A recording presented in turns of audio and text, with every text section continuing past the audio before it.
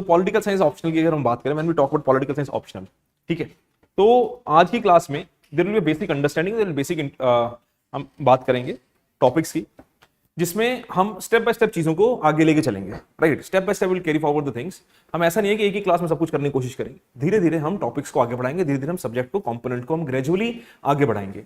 अब आज की क्लास में हमने बेसिक चीजों के ऊपर फोकस करना है कि हमने तो एक चीज समझनी है कि सबसे पहले तो हमने बात करनी है 5-10 मिनट के लिए कि नोट्स मेकिंग हम कैसे करेंगे, यहां आपने नोट्स मेकिंग किस तरह करनी है। दूसरा, PYQs की थोड़ी सी अंडरस्टैंडिंग करेंगे। ये जो मैं कल आपको बोल रहा था टेम्पलेट जो बनाया हुआ है, ठीक है, कि थीमेटिक अंडरस्टैंडिंग जो है PYQs की, वो ये है कि टॉपिक वाइज PYQs की सेग्रीगेशन की हुई है। ऑनलाइन आपको दिख नहीं रहे होंगे, ये है ना, वाइट बहुत ज्यादा है, ये इसकी ब्राइटनेस कम करवाई जाए थोड़ी सी, ठीक है। ऑफलाइन को दिख रहे हैं, मैं ऑनलाइन आपके लिए मैं वो करवा रहा हूं, ब्राइटनेस कम करवा रहा हूं, ठीक है। मैं बोलता हूं उनको, तो ये यार संदीप यार ये वाइट है डॉक्यूमेंट, ये दिख नहीं रहा है ऑनलाइन वाले स्टूडेंट्स को, क्या किया जाए? हाँ हाँ, चेक कर ले एक बार यार। तो ऑनलाइन अभी मैं आपको ये डॉक्यूमेंट शो करते हैं आके, तो ये इसमें सारी सेग्रीगेशन 1990 से लेकर 2023 तक की सेग्रीगेशन है, टॉपिक वाइज सेग्रीगेशन, इसकी हम चर्चा करेंगे। ये डॉक्यूमेंट आपको मिलेगा, right, you will get this document जिसमें सारी टॉपिकल सेग्रीगेशन की गई है। 50 पेजेस का डॉक्यूमेंट है जिसमें सारे टॉपिक वाइज सेग्रीगेशन की गई है, राइट। तो इन चीज को हम थोड़ा सा समझेंगे, that how we have to understand this, how we have to acknowledge this document and how we have to read this document, and then will start with our basic course. बिल्कुल बिल्कुल, then will start with our basic course. इस course में जब हम बात करेंगे,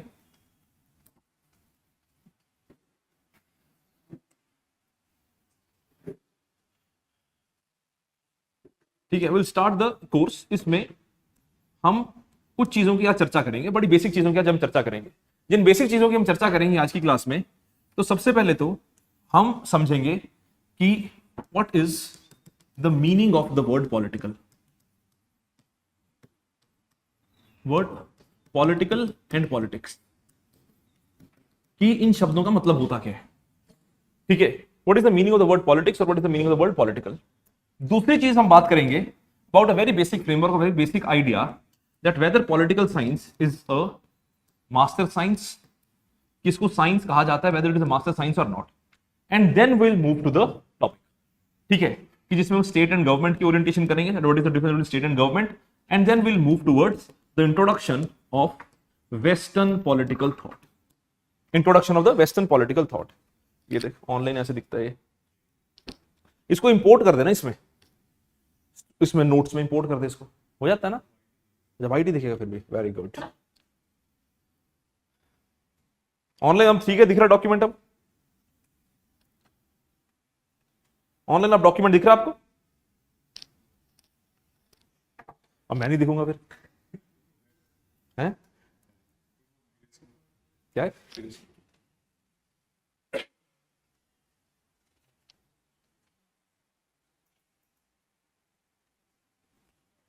ठीक है,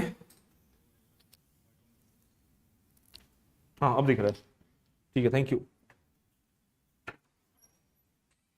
चलो, तो हम इन चीजों की आज की क्लास में बात करेंगे, बेसिक सी चीजें हैं, बेसिक ग्रेजुअली धीरे धीरे स्टार्ट करेंगे, राइट। तो सबसे पहले तो हम बात करते हैं पॉलिटिकल साइंस ऑप्शनल के सिलेबस के साथ साथ understanding of the notes making की क्लास चलेगी कैसे, और क्लास में आपने अप्रोच कैसे करना है इस सब्जेक्ट को, इस कंपोनेंट को, राइट। देखो, कोई भी कंपोनेंट होता है, कोई भी सब्जेक्ट होता है, सबसे इंपॉर्टेंट चीज होती है उसकी approach, that how you have to approach that subject, how you have to approach that component, because if you don't understand the approach to that component, or if you don't understand that how you have to take forward or move forward that component, so आपको समझ नहीं आएगा कि हम continue कैसे करेंगे उस चीज को, right. So that approach is very very significant, that approach is very very important.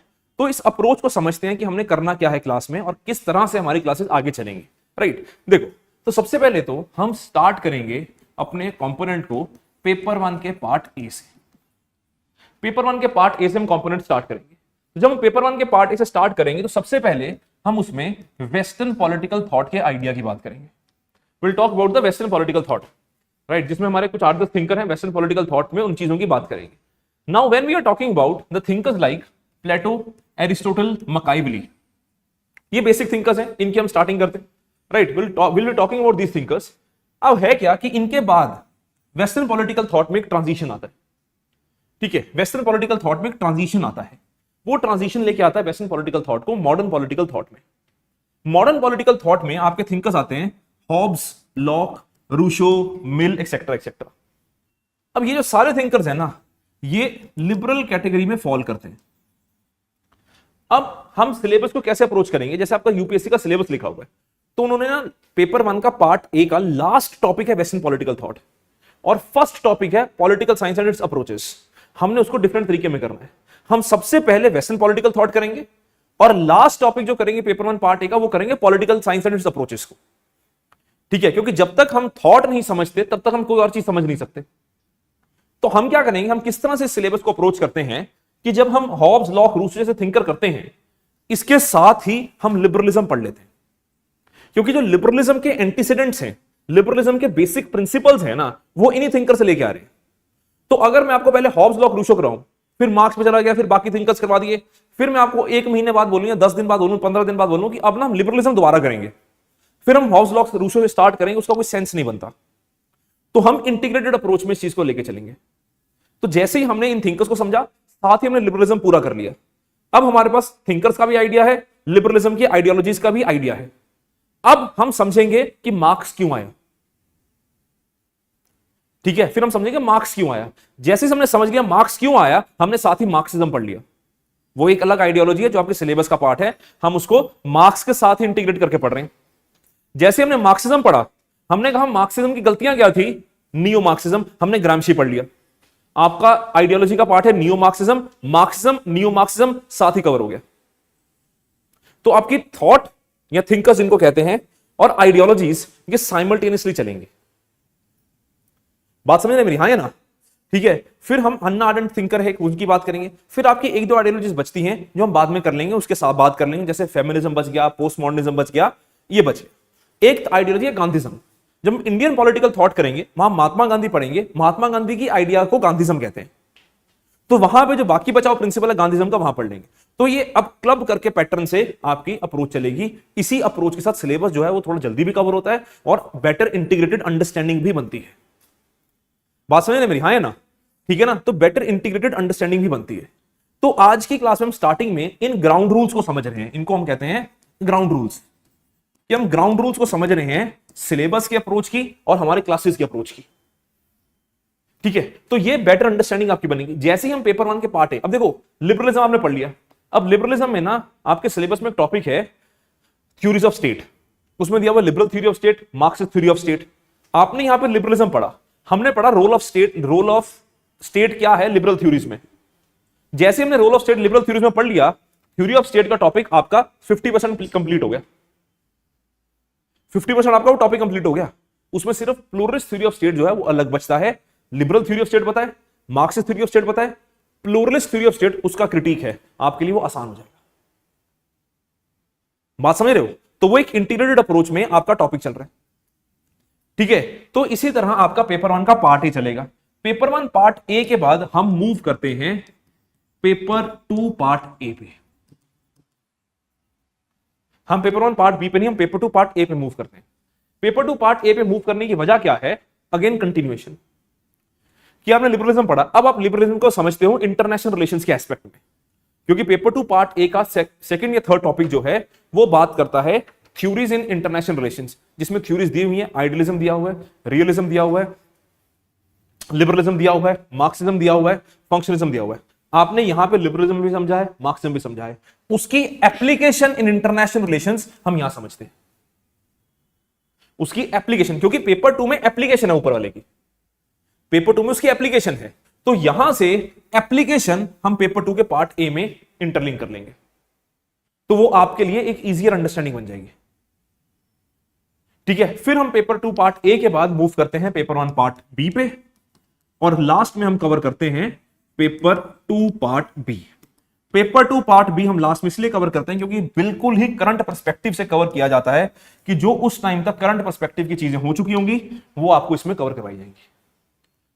ठीक है, और इसके लिए हम क्लास में तो सिर्फ फ्लो चार्ट्स बनवाएंगे पेपर 2 पार्ट बी के लिए, और इसके लिए आपको ऑफलाइन वालों को एक प्रिंटेड मटेरियल मिलता है, प्रिंटेड पीडीएफ होती है इसकी, और ऑनलाइन को एक पीडीएफ मिल जाएगी पेपर 2 पार्ट बी के नोट्स की, जिसमें कोटेशंस और हिस्ट्री वगैरह सारी जो चीजें हैं वो सब कवर किया जाता है। ये कुछ 150-200 पन्ने के नोट्स होते हैं, 200 के आसपास के नोट्स बन जाते हैं, 200 सवा 200 के आसपास बन जाते हैं। अगर आप कोटेशंस मिला लो तो 40-50 पेजेस की कोटेशंस होती हैं पूरे साल की, तो 250 के आसपास पेजेस बन जाते हैं। तो वो आपको इसमें साथ पर दिया जाएगा, ठीक है। क्लास में फ्लोचार्ट में होगा और वहां पे इसका आपको पीडीएफ दिया जाएगा लास्ट में, पेपर 2 पार्ट बी का। बाकी सबके आपको नोट्स मिलेंगे, बाकी सबके हम क्लास में डिस्कशन करेंगे। और थोड़े से पीडीएफ मिलती है आपको, थोड़े से पीडीएफ नोट्स या प्रिंटेड नोट्स मिलते हैं इस चीज के, पेपर 1 पार्ट बी के, ठीक है। जो बिल्कुल ही बेसिक चीजें होती है ना, जैसे फंडामेंटल राइट्स हो गया, डीपीएसपी हो गया, उनकी यूटिलिटीज होगी, जो बिल्कुल ही फैक्चुअल चीजें हैं, उनको क्लास में हम लिखते नहीं है, उनको क्लास में हम डिस्कस कर लेते हैं ऊपर ऊपर से। बिल्कुल फैक्चुअल चीजें जो होती हैं उसकी फिर हम पीडीएफ दे देते हैं, ठीक है ना। क्या मैं क्लास में ये समझाता कि यार आर्टिकल 12 क्या है, आर्टिकल 13 क्या है, आर्टिकल 14 क्या है, वो ऑप्शन क्लास में समझाने का कोई सेंस नहीं बनता, क्योंकि यूपीएससी वैसे क्वेश्चन नहीं पूछता। पर फिर भी आपको जानकारी के लिए वो मैं आपको प्रिंटेड मटेरियल दे देता हूं कि यार ये पढ़ लेना, ठीक है। अंडरस्टैंडिंग उसका एप्लीकेशन वो हम सब करेंगे ऑप्शन, क्योंकि ना ऑप्शन में अगर आप सिलेबस ध्यान से पढ़ो, अगर हम पेपर 1 पार्ट बी का सिलेबस पढ़ते हैं तो उसमें ना ये नहीं लिखा हुआ कि what is the provisions of legislature in the constitution. उसमें ना अगर आप सिलेबस ध्यान से पढ़ो, उसमें लिखा हुआ है envisaged role and actual working of legislature, envisaged role and actual working of executive. Envisaged role का मतलब क्या हुआ कि उसके बारे सोचा क्या गया था, कि लेजिस्लेचर का रोल कैसा होना चाहिए। एक्चुअल वर्किंग कि क्या उन्होंने गुल खिलाए, ठीक है ना, कि लेजिस्लेचर सोची गई थी कि देश बना देगी। करते क्या है वो, कागज फाड़ फाड़ के एक दूसरे में मारते हैं, है ना। तो ये एनविसेज्ड रोल, एक्चुअल वर्किंग। तो सिलेबस में इस चीज को मेंशन किया गया है, तो हमने उस चीज को पढ़ना है, ठीक है। गवर्नर के जो केसेस वगैरह हैं कि यार ये केस हुआ था 10 साल पहले या 5 साल पहले या 2 साल पहले, वो केसेस की पीडीएफ में आपको मिल जाएगा। उसकी फंक्शनिंग की प्रॉब्लम क्या है वो हम क्लास में कर लेंगे, ठीक है। तो इस पैटर्न पे, इस फ्लो पे हमारी क्लासेस चलेंगी, ठीक है। अब आपने इसके नोट्स कैसे बनाने हैं। अब नोट्स बनाने के लिए आपने तो लेने हैं A4 साइज डॉक्यूमेंट्स, या जो आपकी बुकलेट्स मिलती हैं जो मार्केट में, जैसे ये बुकलेट लेके बैठे हैं, नाम क्या सर आपका, शशिकांत जैसे बुकलेट लेके बैठे हैं, तो इस तरह की बुकलेट आप लेके बैठ सकते हो जो मार्केट में मिल जाती है, ठीक है। उसमें इस तरह के मार्जिन बने होते हैं, ठीक है, इस तरह के मार्जिन बने होते हैं। अभी जो मार्जिन हैं, ये मार्जिन हमेशा रखना अपने पास, ये बड़े इंपॉर्टेंट होते हैं एडिशनल नोट्स के लिए। एडिशनल नोट्स के लिए ये मार्जिन बहुत इंपॉर्टेंट है, ठीक है, कि जो जो एडिशनल नोट्स आप करते जाओगे धीरे धीरे वो इन मार्जिन में आप ऐड करते जाना। हाँ सर, हाँ हाँ, जिस मर्जी, आईपैड में तो ज्यादा आसान है, सॉफ्ट कॉपी तो ज्यादा इजी है, ठीक है, ठीक है। तो एडिशनल नोट्स आप करते जाना। यहां पे आप अपने क्लास नोट्स बनाते जाओगे, ठीक है, क्लास नोट्स बनाते जाओगे यहां पे। अब क्लास नोट्स दो तरह से बनेंगे, एक तो होगा डिक्टेशन, साथ में होंगे flow charts, dictation plus flow charts, ये दो चीजें होंगी आपके क्लास नोट्स में, ठीक है। सारा का सारा सिलेबस फ्लो चार्ट्स में है, जो जो मैं बोर्ड में बनाई जाऊंगा आप बनाते रहना, ठीक है। Whatever I will be making on the board आप बनाते रहना, ठीक है। कुछ चीजें मैं बोल दूंगा ये मत बनाना, वो रहने देना। कुछ चीजें होंगी सिर्फ समझाने के लिए लिखूंगा, वो तुम्हारे लिए रेलेवेंस नहीं होंगी, उसको आप छोड़ देना। मैं पहले बता दूंगा कि अब जो लिख रहा हूं वो मत बनाना, ठीक है। क्योंकि कई बार क्या होता है कि एस्पिरेंट ना चतुर होकर सब कुछ बना लेते हैं, फिर क्या होता है उनके फ्लो चार्ट्स में कंफ्यूजन हो जाती है, क्योंकि फ्लो चार्ट्स में कंटिन्यूएशन ब्रेक हो जाती है। मैंने कुछ समझाने के लिए बनाया, वो इंटीग्रेशन नहीं हो रही, फिर वो आएंगे सर इसके बाद ये क्या है, मैं कहा कुछ नहीं है, ये तुम्हारा भ्रम था, इसको भूल जाओ, है ना। ये आगे वाली चीज पढ़ो। तो जो मैं मना कर दूंगा बनाने को उसको छोड़ देना, बाकी जो है वो बनाते रहना, ठीक है। तो फ्लो चार्ट्स प्लस डिक्टेशन से आपके पूरे के पूरे जो हैं वो नोट्स बन जाएंगे। अब सर डिक्टेशन में देखो, अपना दो तरह के एस्पिरेंट होते हैं। कई सारे एस्पिरेंट बोलते हैं सर अब डिक्टेशन छोड़ो, हमें नोट्स ऐसे दे देना, ठीक है। वो भी एस्पिरेंट्स होते हैं, जैसे ऑनलाइन कई सारे एस्पिरेंट्स होते हैं, वो बोलते हैं कि सर जो ना कई बच्चे ऑप्शन खत्म होने के बाद ऑप्शन ज्वाइन करते हैं, एंड हो रहा था ना ऑप्शन फिर ज्वाइन करते हैं, उनको लेट ध्यान आता है, वो फिर क्या बोलते हैं सर हम ना लिख नहीं पाएंगे, आप ना हमें किसी बच्चे की जीरोक्स करवा के नोट भेज दो, वो भी हम भेज देते हैं, चलो ठीक है। पर अब डिक्टेशन तुम किस तरह की क्लासेस चाहते हो, डिक्टेशन वाली क्लासेस या फिर कि जो किसी लास्ट ईयर के नोट्स हैं उनका स्क्रीनशॉट, उनका क्या कहते हैं उसे स्कैन करके पीडीएफ दे दिया, डिक्टेशन वाली क्लासेस, ठीक है। डिक्टेशन वाली क्लासेस ठीक है सर, तो जैसा आप लोग कहोगे वैसे, क्योंकि मेरे पास दोनों ऑप्शंस हैं, ठीक है। तो जैसा आप लोग कहोगे डिक्टेशन वाली क्लासेस चलती रहेंगी, मुझे कोई दिक्कत नहीं है, ठीक है। तो डिक्टेशन वाली क्लासेस में आपका डिक्टेशन जो होगा उससे आपके प्रॉपर जो है वो नोट्स बनते रहेंगे, ठीक है। तो इस तरह से आपके जो नोट्स हैं वो बनते जाएंगे। अब इन नोट्स का एप्लीकेशन क्या होगा, नोट्स का एडवांटेज क्या होगा, और आपने इन नोट्स में से भी ग्रेजुअली धीरे धीरे अपने लिए शॉर्ट नोट्स बनाने हैं। वो शॉर्ट नोट्स कैसे बनेंगे उसका तरीका मैं बाद वाली क्लास में बताऊंगा आपको, वो आज की बात नहीं है, वो बाद वाली क्लास में शॉर्ट नोट्स की बात करेंगे कि शॉर्ट नोट कैसे बनेंगे, क्योंकि ये सबसे बड़ा एक्स फैक्टर रहेगा आपके एग्जाम के लिए, अपने शॉर्ट नोट्स। पर मैं आपको ये तब बताऊंगा जब हम एक कंपोनेंट कर चुके होंगे या एक टॉपिक कर चुके होंगे, ताकि उसमें से आपको पता लग जाए कि यार इसके शॉर्ट नोट्स ऐसे बनने। ठीक है जी, अब देखते हैं कि इसका इन नोट्स का बेनिफिट क्या होगा, क्योंकि पढ़ के तो क्या करोगे, है ना। अगर मैं आपको प्लेटो पढ़ा के छोड़ दूं कि प्लेटो पढ़ लिया, आप करो पढ़ लिया, जाओ ऐश करो, क्या कर लोगे। अल्टीमेटली तो जब तक आंसर राइटिंग नहीं करते तब तक प्लेटो महाराज को शांति कैसे मिलेगी। उनके आगे भी तो लिखना है ना हमने RIP, है ना, वो तो यही है सर, आंसर राइटिंग। तो जब तक आंसर राइटिंग नहीं करते तब तक किसी चीज का एडवांटेज नहीं है। तो जैसे ही हमारा पहला कंपोनेंट खत्म होगा, प्लेटो खत्म होगा, तो ये आपके सामने जो टॉपिक्स हैं ये सिलेबस के वाइज बनाया हुआ है।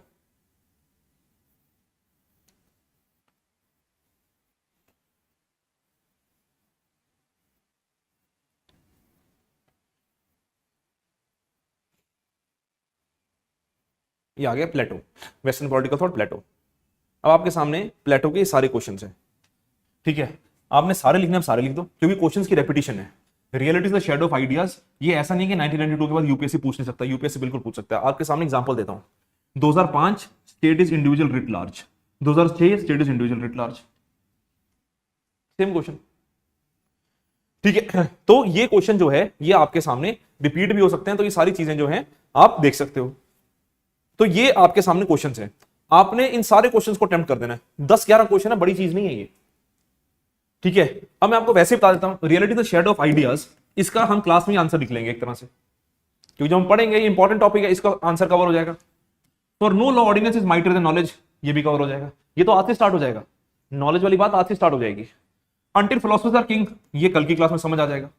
Plateaus communism with comparing modern communism, ये जब मार्क्स कर लेंगे तब थोड़ा और समझ आ जाएगा। Education, state is individual writ large, इन सबके जो आंसर है ना एक तरह से आपकी क्लास में लिख दिए जाएंगे। जैसे ये है, Plato was an enemy of open society, Karl Popper की स्टेटमेंट है, 2015 का क्वेश्चन है। हम प्रॉपर उसमें आंसर लिखेंगे, क्लास में जब आपको पॉइंट्स लिखाऊंगा प्रॉपर आंसर लिखेंगे कि क्यों कार्ल पॉपर ने कहा, और कार्ल पॉपर के अगेंस्ट प्लेटो को डिफेंड भी तो करना है हमने। तो जो ये आपका आंसर बनेगा 2015 का कमेंट वाला, इसमें आपके सामने सब कुछ होगा कि कमेंट करके इसको प्रोटेक्ट भी कैसे करना, प्लेटो को बचाना भी तो है। धजेन थोड़ी छोड़ देनी प्लेटो की, हाँ सर घटिया आदमी था, अल्टीमेटली बचाओगे ना, नहीं नहीं सर जो उसने कहा अच्छा कहा, तो उसका डिफेंस भी हम क्लास में लिख लेंगे, तो आपका आंसर जो है वो पूरा हो जाएगा। बस उसको आपने 10 नंबर या 15 नंबर में किस तरह लिखना है वो आपका टास्क रहेगा, उसको हम कर लेंगे। ठीक है, तो जैसे ही प्लेटो खत्म होगा तो आपने इन आंसर्स को लिखने की ट्राई करनी है। ठीक है, वो आपकी रिस्पॉन्सिबिलिटी रहेगी, उनको डिस्कस हम कर लेंगे। ठीक है, धीरे धीरे हम बीच बीच में टॉपिक्स डिस्कस करते रहेंगे, आंसर डिस्कस करते रहेंगे। और मैं हर बार बोलता हूं कि जो तुम्हारी लास्ट की टेस्ट सीरीज होगी उसमें भी, जो टेस्ट सीरीज होती है ना, उसमें भी मैं मिक्स क्वेश्चन डालता हूं, कि कुछ क्वेश्चन उठा के डालता हूं या कुछ क्वेश्चन बना के डालता हूं, या कुछ क्वेश्चन जो होते हैं वो आपके जो उठाए हुए क्वेश्चन होते हैं वो आपके मैक्सिमम पीवाईक्यूज होते हैं। इससे बढ़िया प्रैक्टिस कुछ नहीं होती। जो इस बार बच्चे मेंस लिख रहे हैं, मैं उनको सबको ये बोला, मैं तुम पीवाईक्यूज उठा कर दो सारे, वो पीवाईक्यूज ही कर रहे हैं, स्पेशली जो स्टैटिक कंपोनेंट है, इनके पीवाईक्यूज की रेपिटेशन होती है। आपको कई सारे क्वेश्चन आप देखोगे ना, आपको रेपिटेशन दिखेगी, आपको रेपिटेशन दिखेगी। ठीक है, तो आप इन क्वेश्चंस को सॉल्व करोगे, आपका पूरा एक तरह से रिपीट आंसर, रिपीट रिवीजन सब कुछ हो जाएगा। इसके लिए आपने एक अलग नोटबुक लगा लेंगे अपने पास, यहां अलग पेजेस पे आंसर लिखने हैं। इसको अपने नोटबुक वाले नोटबुक में आंसर नहीं लिखना, जो नोट्स वाली नोटबुक है उसमें इसके आंसर मत लिखना, इसको अलग से लिखना, ताकि आपकी पूरी एक आंसर बुकलेट बन जाए, आपकी एक प्रॉपर आंसर बुकलेट बन जाए कि किस तरह से आप पीवाईक्यूज को अटेम्प्ट कर रहे हो, क्योंकि पीवाईक्यूज को अटेम्प्ट करना बहुत इंपॉर्टेंट रहेगा आपके पूरे एग्जाम के लिए। अब बहुत सारे क्वेश्चन देखोगे ऊपर वाले टॉपिक्स में भी, जो आपको लगेगा कि एक तरह से रैपिड आइडियाज है। ठीक है, सॉरी रिपीटेड आइडियाज है। ठीक है जी, चलो, तो ये आपको डॉक्यूमेंट मैं आज शेयर कर दूंगा टेलीग्राम ग्रुप में। मैं आपका एक टेलीग्राम ग्रुप बनाऊंगा शाम को, व्हाट्सएप ग्रुप जो बना हुआ है, जो जिन बच्चों ने एनरोल किया उनके लिए व्हाट्सएप ग्रुप भी बनता है। ठीक है, जो इंस्टीट्यूशन बनाता है, तो उसमें मैं वो नोट भेज दूंगा टेलीग्राम ग्रुप, तो आप उस टेलीग्राम ग्रुप को ज्वाइन करना, उसमें धीरे धीरे आपको रेगुलर कुछ ना कुछ इन्फॉर्मेशन जो है वो आती जाएंगी। ठीक है, तो ये पीडीएफ भी, डॉक्यूमेंट भी मैं आपके साथ शाम को उसमें शेयर कर दूंगा। राइट, अब आते हैं वापस। तो इस तरह से आपकी आंसर राइटिंग अप्रोच रहेगी।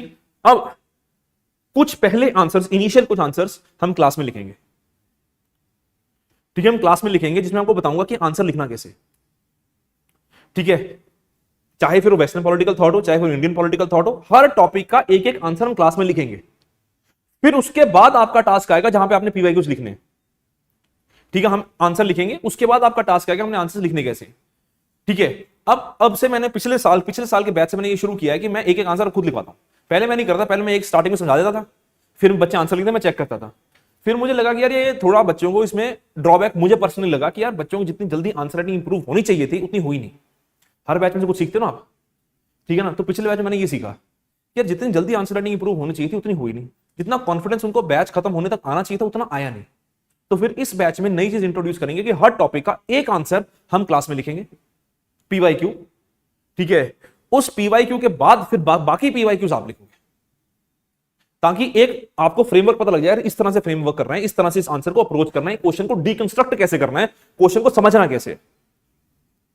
बात समझ रहे मेरी, हाँ है ना। और हम ट्राई करेंगे कि जो पिछले 5-6 साल के क्वेश्चन है ना, अगर उन 5-6 सालों में उस टॉपिक में से कोई क्वेश्चन आया ना, तो जितना लेटेस्ट क्वेश्चन उस टॉपिक में से आया ना, उस लेटेस्ट क्वेश्चन को हम क्लास में लिख के देखेंगे। क्योंकि अगर आप यूपीएससी के पीवाईक्यूज को पहले से कंपेयर करो, आज के कंपेयर करो ना, तो आप ये पाओगे कि यार अब वाले पीवाईक्यूज थोड़े से यूपीएससी टेक्निकल करने की कोशिश कर रहा है। तो उस क्वेश्चन को डीकंस्ट्रक्ट कैसे करना है वो पहले हम क्लास में सीखेंगे, फिर इजियर वर्जन वाले क्वेश्चन आप खुद लिख सकते हो। ठीक है जी, हाँ है ना। ठीक है जी, चलो। तो इस तरह से हम फिर क्लासेस में आंसर राइटिंग को अप्रोच करेंगे। ठीक है, तो अब हम स्टार्ट करते हैं अपना टॉपिक। करें स्टार्ट? चलो जी, लेके प्रभु का नाम, जो मर्जी बोलो आगे। सेकुलरिज्म, ठीक है, कि जो मर्जी आगे बोलो, तुम्हारी मर्जी है।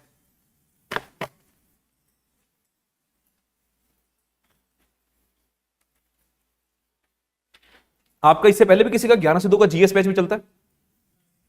11 से 2 का जीएस बैच चल रहा है, ठीक है।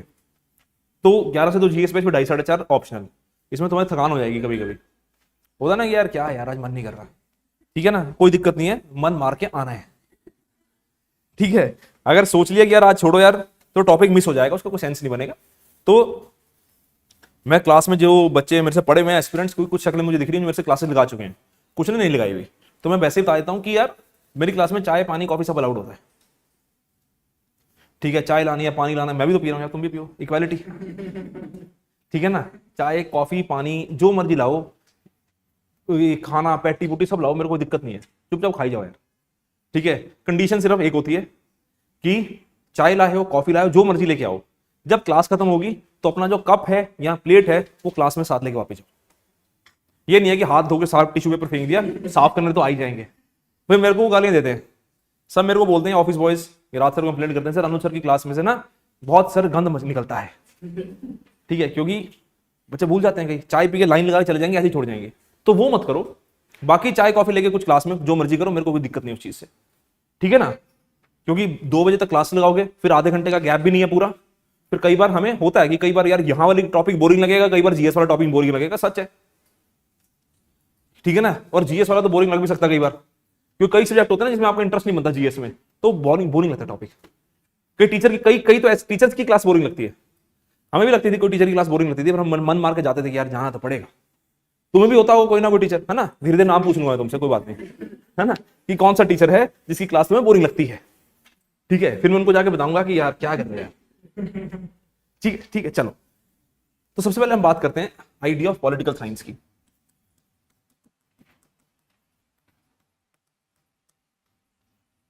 ये आइडिया एमर्ज क्यों हुआ? ठीक है, why did this idea of political science emerge, और इसकी रिक्वायरमेंट क्या पड़ की।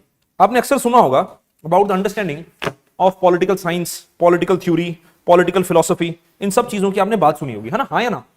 इन सब चीजों के बारे में आपने सुना होगा कि पॉलिटिकल साइंस क्या है, पॉलिटिकल थ्योरी क्या है, पॉलिटिकल फिलोसफी क्या है, इन सब चीजों के बारे में आपने सुना होगा। पर इन सब चीजों में एक बड़ा इंपॉर्टेंट शब्द जुड़ता है साथ में, जिसका आइडिया है पॉलिटिक्स। अब आप में से कोई मेरे को बता सकता है, online offline anyone, that what do you understand by the word politics? Struggle for power, ठीक है जी, और एनीथिंग, कोई भी तीर तुक्का, कुछ भी सही हो गलत उस वो मैटर नहीं करता, मैटर ये करता है बोल रहे हो कि पॉलिटिक्स क्या होता है। मैडम गलत जगह आ गए फिर तो, है ना।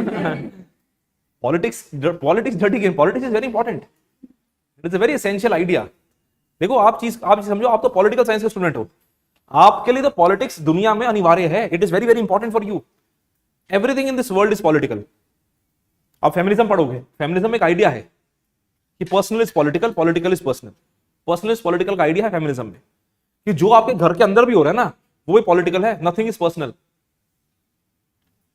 ठीक है ना। तो पॉलिटिकल साइंस के स्टूडेंट्स को तो ये बोल रहा है कि politics is the core, it is the heart, you can not understand anything without politics.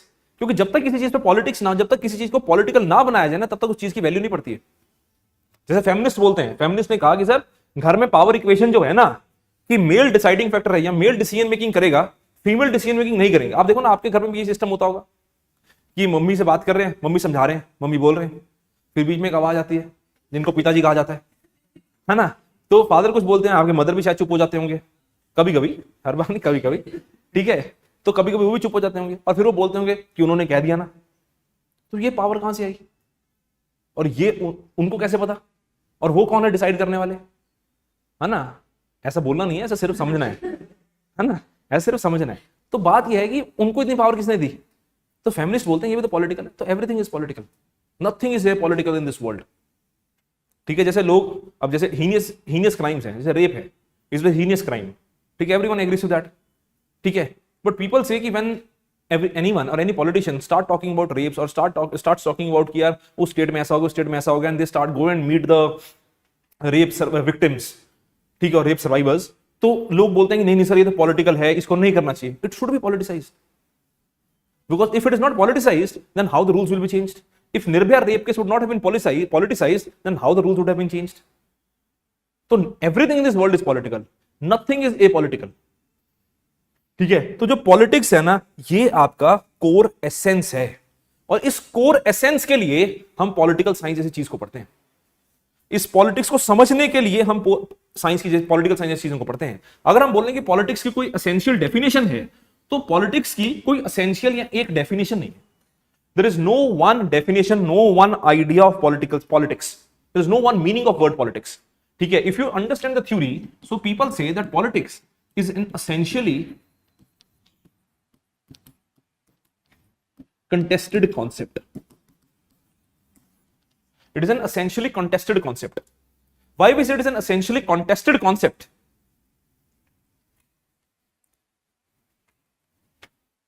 बिल्कुल ऑनलाइन में इसका भी आप मास्टर साइंस वाले, बिल्कुल फैजान सही कह रहे हो आप, ठीक है। It is a essentially contested concept. Why we say it is an essentially contested concept? Because there is no one definition. There is no one definition. There are agreements, there are disagreements over this idea that what is politics. ठीक है, जैसे आपने online ने definition, offline ने definition बोली, online ने अलग चीज बोली। ऑनलाइन में अंकित बोल रहे हैं कि politics is mainly concern with state, Anshu is saying that it is a good clash of politics, ठीक है। He is saying that Faizan is saying that it is a social activity. So there is different people. One is saying that it is a struggle for power. One is saying that it is anything comes under state is politics. So there are different people giving different arguments about politics. So this makes politics an idea of contested concept. This makes politics an idea where there are agreements, where there are disagreements, but there is no one cohesive definition or no one basic definition of the idea of politics. यही politics ऐसी चीजों को खूबसूरत बनाता है कि यहां पे एग्रीमेंट्स भी हैं, यहां पे डिसएग्रीमेंट्स भी हैं। So the above all idea और the basic idea of politics, the different ideas, some of the ideas of politics, they say that politics is a social activity. People say that politics is social activity, इसको लिखते रहना है, politics is a social activity.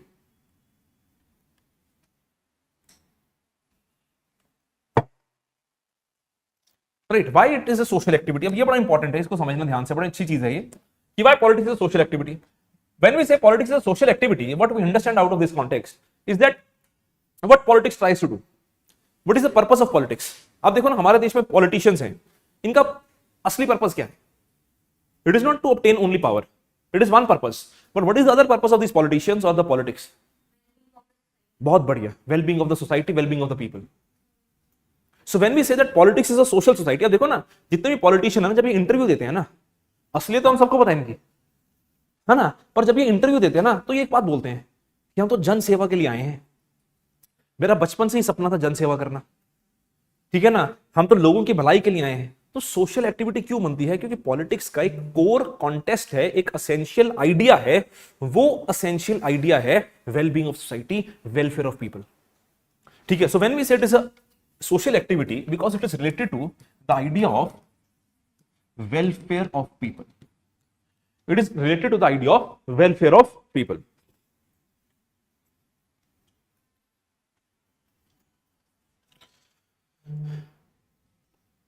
And this welfare of people is always a dialogue. It is never a monologue. It is always a dialogue. It is always a dialogue. That you cannot say that it is a monologue. When we say it is a monologue, that means no one, only one person has the power.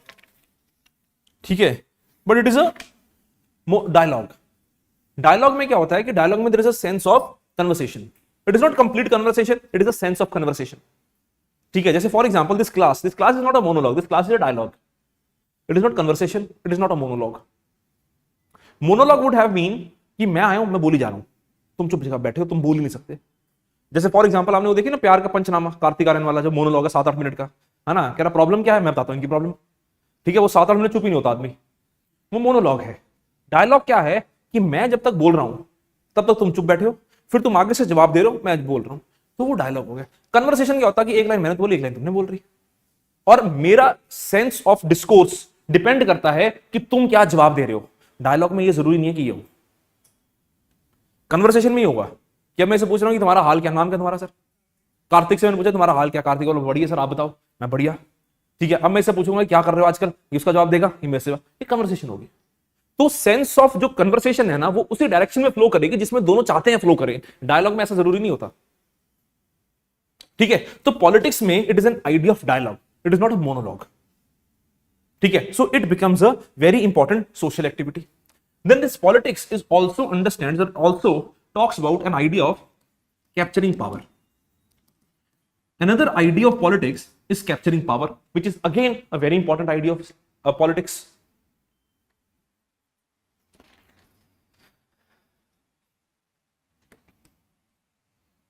Because you cannot work without capturing power.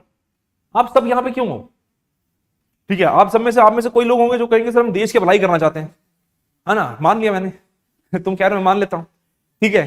तुम में से कोई कहेगा sir मैं society की upliftment के लिए आया हूं, ठीक है, तो सही है, तुम्हारी अपनी मर्जी है, जो जो अपने मन को खुश करने के लिए बोलना चाहते हो बोलो, है ना। पर आइडिया क्या है कि पावर कैप्चर करने आए हो, क्योंकि तुम्हें भी पता है कि जब तक देश की भलाई नहीं हो सकती या तुम्हारी भलाई नहीं हो सकती जब तक तुम पावर कैप्चर नहीं करते, ठीक है ना। तो पावर कैप्चर करना बड़ा इंपॉर्टेंट है। तो पावर कैप्चर करने के लिए एसेंस पॉलिटिक्स है। The idea of politics is to capture power. Now what you utilise और how you operate that power, that is different. The application will vary, the application will vary, it is not only one kind of application will be different। हो सकता है कि application में कोई लोग जो है वो सेंट्रलाइज्ड पावर के स्ट्रक्चर में फंक्शन करें, कोई एरिस्टोक्रेटिक मैनर में फंक्शन करें, कोई डेमोक्रेटाइज्ड मैनर में फंक्शन करें, वो उस इंडिविजुअल के ऊपर डिपेंड करता है। पर पावर तो कोर हो गया ना, पावर तो एसेंस हो गया ना, पावर तो सेंटर हो गया ना, बात समझ रहे मेरी। तो पावर जो है, capturing of power, another idea of politics, another dimension of politics, right. Another dimension of politics is the essence of social interaction।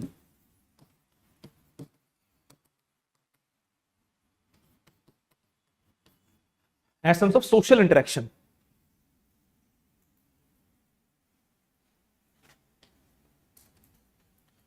ठीक है। when we say it is an essence of social interaction, what we mean by this with this is it includes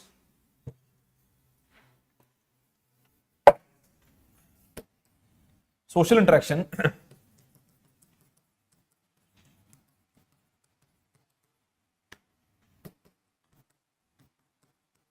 ये public sphere मैंने ऐसे क्यों लिखा है, क्योंकि जब हम सॉक्रेट्स, प्लेटो, एरिस्टोटल वगैरह करेंगे तो पब्लिक स्फीयर वर्ड आपके दिमाग में बार बार आएगा। जब हन्ना अटेंड करेंगे पब्लिक स्फीयर वर्ड तब भी यूज होगा। पब्लिक स्फीयर एक इंपॉर्टेंट टर्मिनोलॉजी है, it takes place in public sphere, ठीक है। पब्लिक स्फीयर का मतलब क्या होता है कि for example the decision making has to be done, state and government की interaction public sphere, government and लोगों की इंटरेक्शन, पब्लिक अफेयर। लोग बाहर बैठ के चर्चा करने हैं, आप सारे आप बैठे हो, this not a private affair, this is a public affair. ठीक है, all of you sitting and having a conversation, this is a public affair sir. ठीक है ना, तो ये पब्लिक अफेयर बड़ा इंपॉर्टेंट आइडिया आता है। तो politics is about public affair. अब देखो ना, जब हम आज वेस्टर्न पॉलिटिकल थॉट शुरू करेंगे, वेस्टर्न पॉलिटिकल थॉट में जब हम बात करेंगे तो पब्लिक अफेयर कितना इंपॉर्टेंट आइडिया है कि the thinkers like Plato, the thinkers like Aristotle, they basically define government और define politics in the idea of discussions in public affair. ठीक है ना, एरिस्टोटल ने तो यहां तक कह दिया, एरिस्टोटल कहता कि पब्लिक अफेयर में गवर्नमेंट फॉर्म होती है। एरिस्टोटल कहता कि सर सिटीजन ही वो है जो पब्लिक अफेयर में जाने का राइट रखता है, उसके अलावा कह रहा कोई सिटीजन ही नहीं है। इसने बोल दिया कि पब्लिक अफेयर का मतलब क्या है, जहां पे फैसले लिए जाते हैं, where the decisions are taken. State कैसे चलेगी, पब्लिक अफेयर में डिसाइड होगा।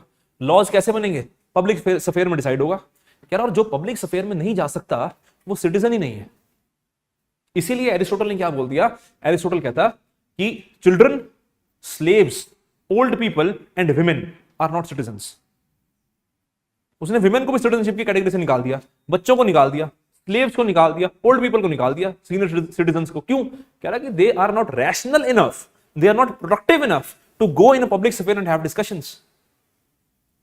तो पब्लिक अफेयर में जो जाके बात कर सकता है, जो पॉलिटिक्स में इन्वॉल्व हो सकता है, डिसीजन मेकिंग में, एक्शन में, एडजुडिकेशन में, वही सिटीजन है। तो public affair is an idea of politics.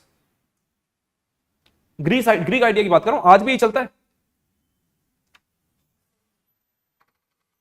क्या चाहिए?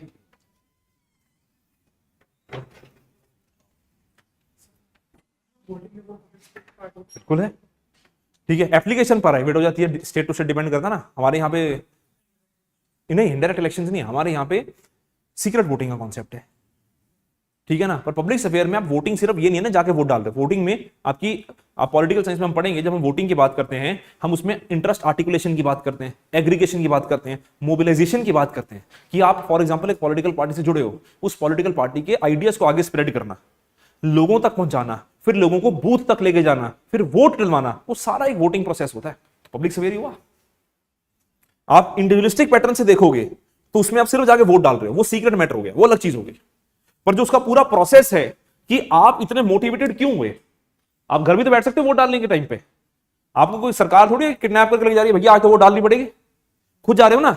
क्यों इतने मोटिवेटेड हुए, क्यों लगा कि मैं सुबह बाबू बन के तैयार होकर नहा धो के वोट डालने जाऊंगा, क्यों लगा? ड्यूटी नहीं मैम, क्यों? Public affair, politics. क्योंकि आपको लगा कि आपकी एक रिस्पॉन्सिबिलिटी है, आपका एक राइट है, आपकी एक रिस्पॉन्सिबिलिटी है कि आप इस स्टेट के एक एक्टिव सिटीजन हो, एक एक्टिव पार्टिसिपेशन है। उस एक्टिव पार्टिसिपेशन में बनाने के लिए कई सारे इंटरेस्ट हैं जिन्होंने बैकग्राउंड पे काम किया होगा। आपको लगा जो देश में हो रहा बड़ा सही हो रहा है, कईयों लग रहा होगा यार बड़ी गड़बड़ चल रही है, कईयों लग रहा होगा सरकार ना ज्यादा एब्सोल्यूट मेजॉरिटी एंजॉय कर रही है। इसको दिखाता है कि वोटर क्या होता है।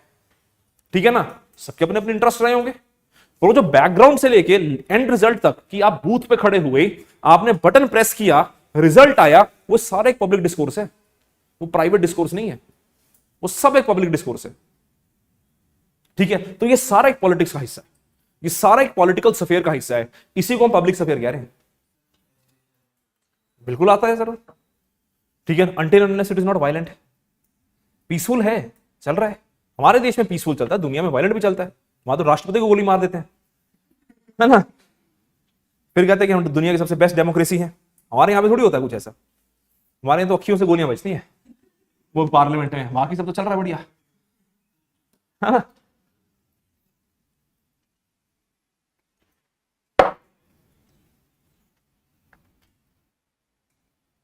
ठीक है जी, देखो अब इसी चीज में हम ये समझते हैं कि ये जो पॉलिटिक्स है, इसी देखो 3 डिसएग्रीमेंट्स आगे और भी बड़ी सारी डेफिनेशन आ सकती हैं।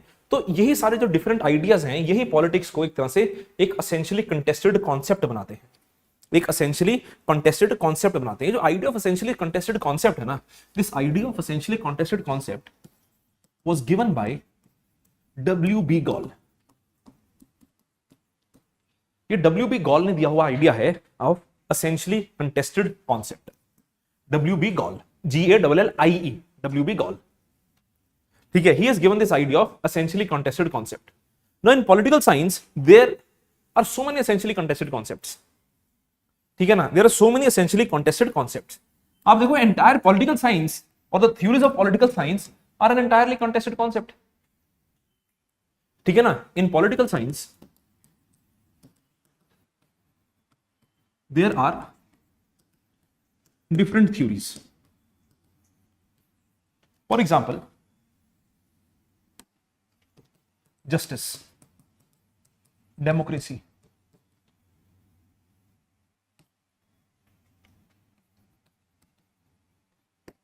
जस्टिस, डेमोक्रेसी, ये सब जो है ये एसेंशियली कॉन्टेस्टेड कॉन्सेप्ट ही तो है सर। ये सब जो है एसेंशियली कॉन्टेस्टेड कॉन्सेप्ट है। लिबर्टी, ये सब आइडियाज, इक्वालिटी एक्सेट्रा, ये सब आइडियाज एग्जिस्ट करते हैं, पर इनका एग्जैक्ट डेफिनेशन क्या है। अब बताओ व्हाट इज जस्टिस।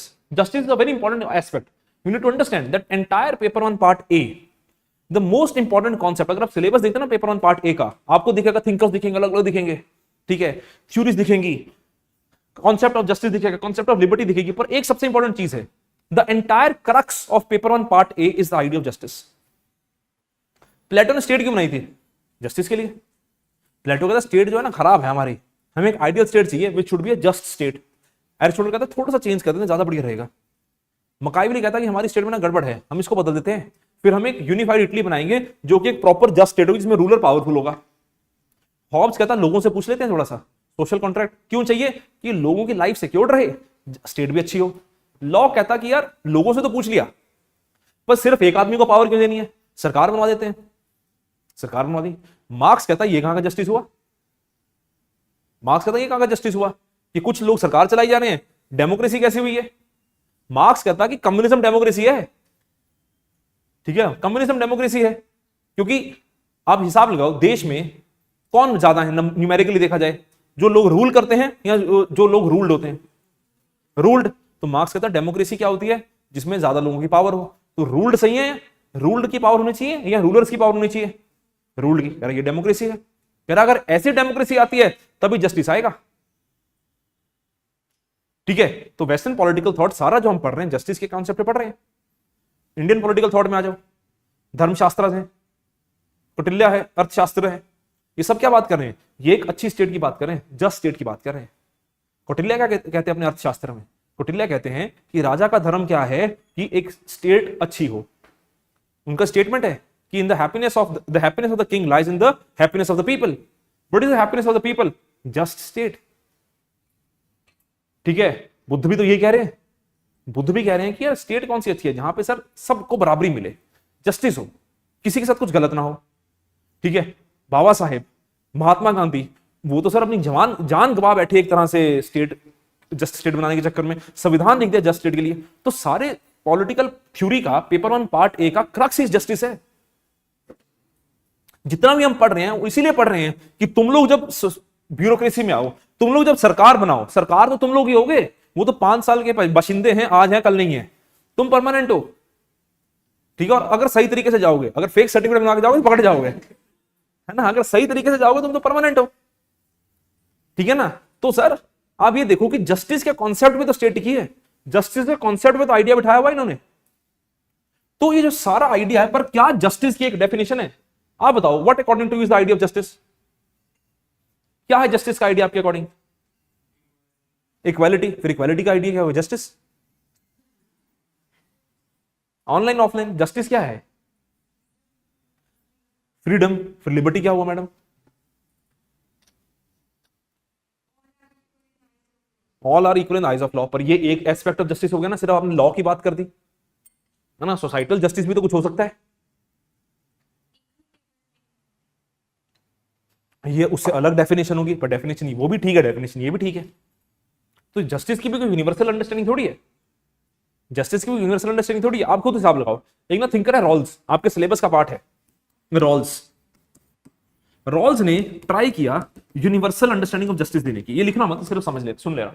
रॉल्स ने ट्राई किया एक यूनिवर्सल अंडरस्टैंडिंग ऑफ जस्टिस देने की, कह रहा है मैं एक ऐसा प्रिंसिपल ऑफ जस्टिस बनाऊंगा ना कि वो चाहे इंडिया हो, चाहे यूएसए हो, चाहे दुनिया का कोई कोना हो, वो अप्लाई हो जाए। उसके लिए उसने, हम जब डिस्कस करेंगे जस्टिस रॉल्स को हम पढ़ेंगे, उसने कुछ हाइपोथेटिकल सिचुएशंस भी ले ली, ठीक है, पर उसने यूनिवर्सल आइडिया ऑफ जस्टिस बना दिया, कोशिश करी बनाने की। इसका क्रिटिक करते हैं अमर्त्य सेन।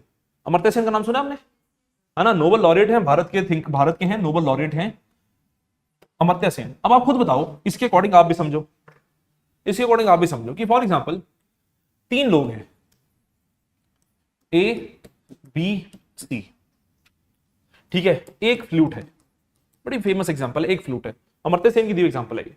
एक फ्लूट है, फ्लूट मतलब बांसुरी, एक फ्लूट है, ठीक है, टॉय टॉय फ्लूट है। अब किसको दोगे? ए कहता है कि मेरे पास इसके अलावा I have no other toy, ठीक है। बी कहता है कि भैया I know how to play this flute. C कहता है कि I have made this toy, बनाई मैंने, कह रहा छत पे मैं पेड़ पे चढ़ा, लकड़ी काटी, 2 बार गिरा, फिर मैंने बांसुरी बजाई, मेरे को बड़ा आनंद आया। अब लेके चले गए, तेरे को बजानी तो आती नहीं, ठीक है, इसको दे दी, कह रहा इसको बजानी आती है। ए कहता क्या मेरे पास कोई खिलौना ही नहीं है। अब किसको फ्लूट दोगे, ए को, बी को या सी को? बी को। क्यों? ए और सी के साथ अनजस्ट नहीं हुआ? तो यूज करने से तो फिर इनकी क्या गलती है? इनके पास टॉय दे दो, ये भी खेल लेंगे, क्या पता इसके वो दे दिया ये भी सीख जाए। नहीं जा सकता ना, ठीक है। और ये कहे मैं नहीं बनाता, मैं से तो तुम ले जाओगे, अब मैंने बना के दिया तो फिर ले जाएगा, मैं क्या करूंगा? जस्टिस क्या हुआ? जस्टिस क्या हुआ? जस्टिस तो कुछ भी नहीं हुआ इनमें से। देखो ना, कईयों के लिए जस्टिस होगा कि ए को टॉय दे दो, है ना, कईयों के लिए जस्टिस होगा बी को टॉय दे दो, कईयों क्योंकि इसके पास तो और कोई खिलौना नहीं है, इसको दे दो यार, खुश रहेगा बेचारा, खेल, है ना, जिसको बजाना बजा, ठीक है, ऐश कर। इसके पास इसको बजानी आती है, तो आइडियली तो हम जो भी जिससे भी आप बात करोगे यार सर यूटिलाइजेशन की बात है, जैसे इसने यूटिलिटी की बात करी, इन्होंने यूटिलाइजेशन है, पर यूटिलाइजेशन का जस्टिस से क्या लेने देना है? यूटिलाइजेशन का जस्टिस से लेने देना थोड़ी है, यूटिलिटी तो एक एस्पेक्ट है, ठीक है। अब तुम्हारे पास गाड़ी है, ठीक है, तुम्हारे पिताजी ने कहा कि मेरा बच्चा 18 साल का हो गया, बाइक ले ले, तुम्हें चलानी नहीं आती, ठीक है, तुम्हारे दोस्त को मिल गई, उसको भी चलानी नहीं, उसको चलानी आती है, तो तुम कहोगे सर उसको तो दे दिया, उसको मिल गई, मेरे को भी लेके दो, तभी जस्टिस है, और तुम्हें चलानी तो आती नहीं। अगर नहीं मिलेगी फिर अनजस्ट है ना। बहन भाइयों में लड़ाई यही होती है ना, है ना, कि तुम्हें भी वही चाहिए जो उसको चाहिए, वो तो फिर भी समझदार है, तुम गधे, पर चाहिए तुम्हें भी, क्यों? तुम्हें क्या है? जस्टिस है। तो बात यह है कि यूटिलिटी और जस्टिस का लेना देना नहीं है, एक एस्पेक्ट से जस्टिस का, पर वो क्या 100% एक्यूरेट अंडरस्टैंडिंग है? नहीं है यार। तो किस तरह से जस्टिस की एक यूनिवर्सल अंडरस्टैंडिंग बनाओगे? तभी तो कहा जाता है कि it is essentially contested concept. Democracy देख लो, वेस्ट कहता है कि हम डेमोक्रेटिक हैं, ठीक है ना, चाइना कहता हम भी डेमोक्रेटिक हैं। चाइना का रिसर्च पेपर है, एक थिंकर है वेंग ही करके एक थिंकर हैं, उनका भी थोड़े समय पहले एक रिसर्च पेपर आया, 1.5-2 साल पहले उनका एक रिसर्च पेपर आया प्रॉपर, उन्होंने लिखा है in collaboration with C Rajamohan. सी राजामोहन का नाम तो आप पढ़ते रहते होंगे इंडियन एक्सप्रेस में, उन दोनों का कंबाइंड पेपर आया है, जिसमें वेंग ही बोल रहे हैं कि भैया हम डेमोक्रेटिक हैं। वेस्ट कह रहा तुम नहीं हो, कह रहा हम हैं डेमोक्रेटिक। वेस्ट कह रहा तुम नहीं हो डेमोक्रेटिक क्योंकि तुम डेमोक्रेटिक प्रिंसिपल्स को फॉलो नहीं करते। कह रहा डेमोक्रेटिक प्रिंसिपल्स किसने बनाए? वेस्ट कह रहा हमने बनाए। तो चाइना कहता तुम डेमोक्रेटिक नहीं हो, कह रहा क्यों? कह रहा क्योंकि तुम हमारे डेमोक्रेटिक प्रिंसिपल्स को फॉलो नहीं करते। कह रहा वो किसने बनाए? कह रहा वो हमने बनाए, है ना। तो सर एक डेफिनेशन कैसे होगी? अब वेस्ट इंडिया को बोल देता है, कह रहा इंडिया, आप देखो ना, यूएसए रिपोर्ट निकालता है, यूएसए के थिंक टैंक ने रिपोर्ट निकाली कि इंडिया में डेमोक्रेसी बैकस्लाइड हो रही है। हमारे यहां पे इलेक्शन हुए, ठीक है, लोगों ने सवाल उठाए इलेक्शन कमीशन की फंक्शनिंग के ऊपर, ठीक है, उठाने भी चाहिए, डेमोक्रेसी यही तो है कि सवाल उठाओ, रोज कटघरे में खड़ा कर दो इलेक्शन कमीशन ऑफ इंडिया को, चीफ इलेक्शन कमिश्नर को, भैया शेरो शायरी छोड़ो, काम की बात करो, ठीक है ना, सवाल उठाओ। उठाए, क्या कोई इलेक्शन कमीशन के पे सवाल उठाने की वजह जेल में गया? नहीं गया, ठीक है। कि लोगों ने बोला कि इलेक्शन प्रोसेस, कईयों ने एलिगेशन लगाया ना कि इलेक्शन प्रोसेस फेयर नहीं था, कोई जेल में गया? कोई नहीं गया। इलेक्शन कमीशन ने जवाब दिए? बिल्कुल दिए। सुप्रीम कोर्ट ने जवाब मांगे, इलेक्शन कमीशन ने दिए? बिल्कुल दिए। फिर यूएसए कहता है कि इंडियन डेमोक्रेसी बैकस्लाइड हो रही है। हमारे यहां पे एक पॉलिटिकल पार्टी पर सब संसाधन थे, दूसरा का बैंक अकाउंट भी फ्रीज कर दिया, ठीक है, उसके बावजूद भी एब्सोल्यूट मेजॉरिटी नहीं आई। इससे बड़ी डेमोक्रेसी क्या चाहिए? है ना डेमोक्रेसी, हाँ परफेक्ट डेमोक्रेसी हम बोल ही नहीं रहे, हम है ना, ये थोड़ी है कि हाइपोथेटिकल स्वर्ग है ये, ऐसे थोड़ी है। तो परफेक्ट तो हम है नहीं, पर हां क्या हम एक अच्छी डेमोक्रेटिक कंट्री है? बिल्कुल है। जिनको डेमोक्रेटिक वैल्यू सिस्टम की कदर है? बिल्कुल है। आप देखो ना, इतनी गर्मी में इलेक्शंस हुए, 67% के आसपास वोटिंग परसेंटेज है। अगर लोगों को कदर ना होती अपने डेमोक्रेटिक प्रिंसिपल्स की, लोग वोट क्यों डालने जाते?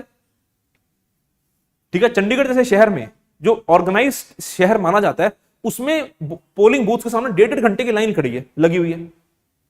बुजुर्ग बुजुर्ग लोग 1.5 घंटा वेट करके वोट डाल रहे हैं। क्यों डाल रहे हैं? डेमोक्रेसी की कदर है। फिर यूएसए कहता है तुम डेमोक्रेटिक नहीं हो, सी राजामोहन कहते हैं कि हम डेमोक्रेटिक हैं, तुम नहीं हो।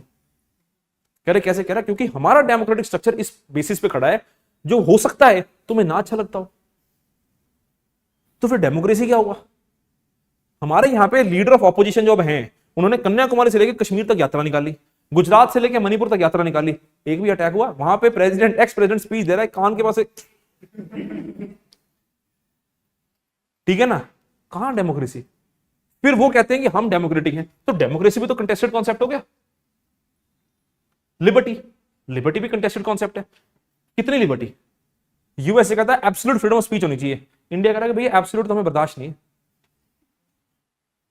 ठीक है ना, आप खुद देखो, आपके घर में फ्रीडम ऑफ स्पीच होगी, एब्सोल्यूट है क्या? कुछ तो लिमिट होगी ना। हमारा सिस्टम, हमारी सोसाइटी का स्ट्रक्चर है, हमारी सोसाइटी का स्ट्रक्चर लॉ से ज्यादा एथिक्स में चलता है।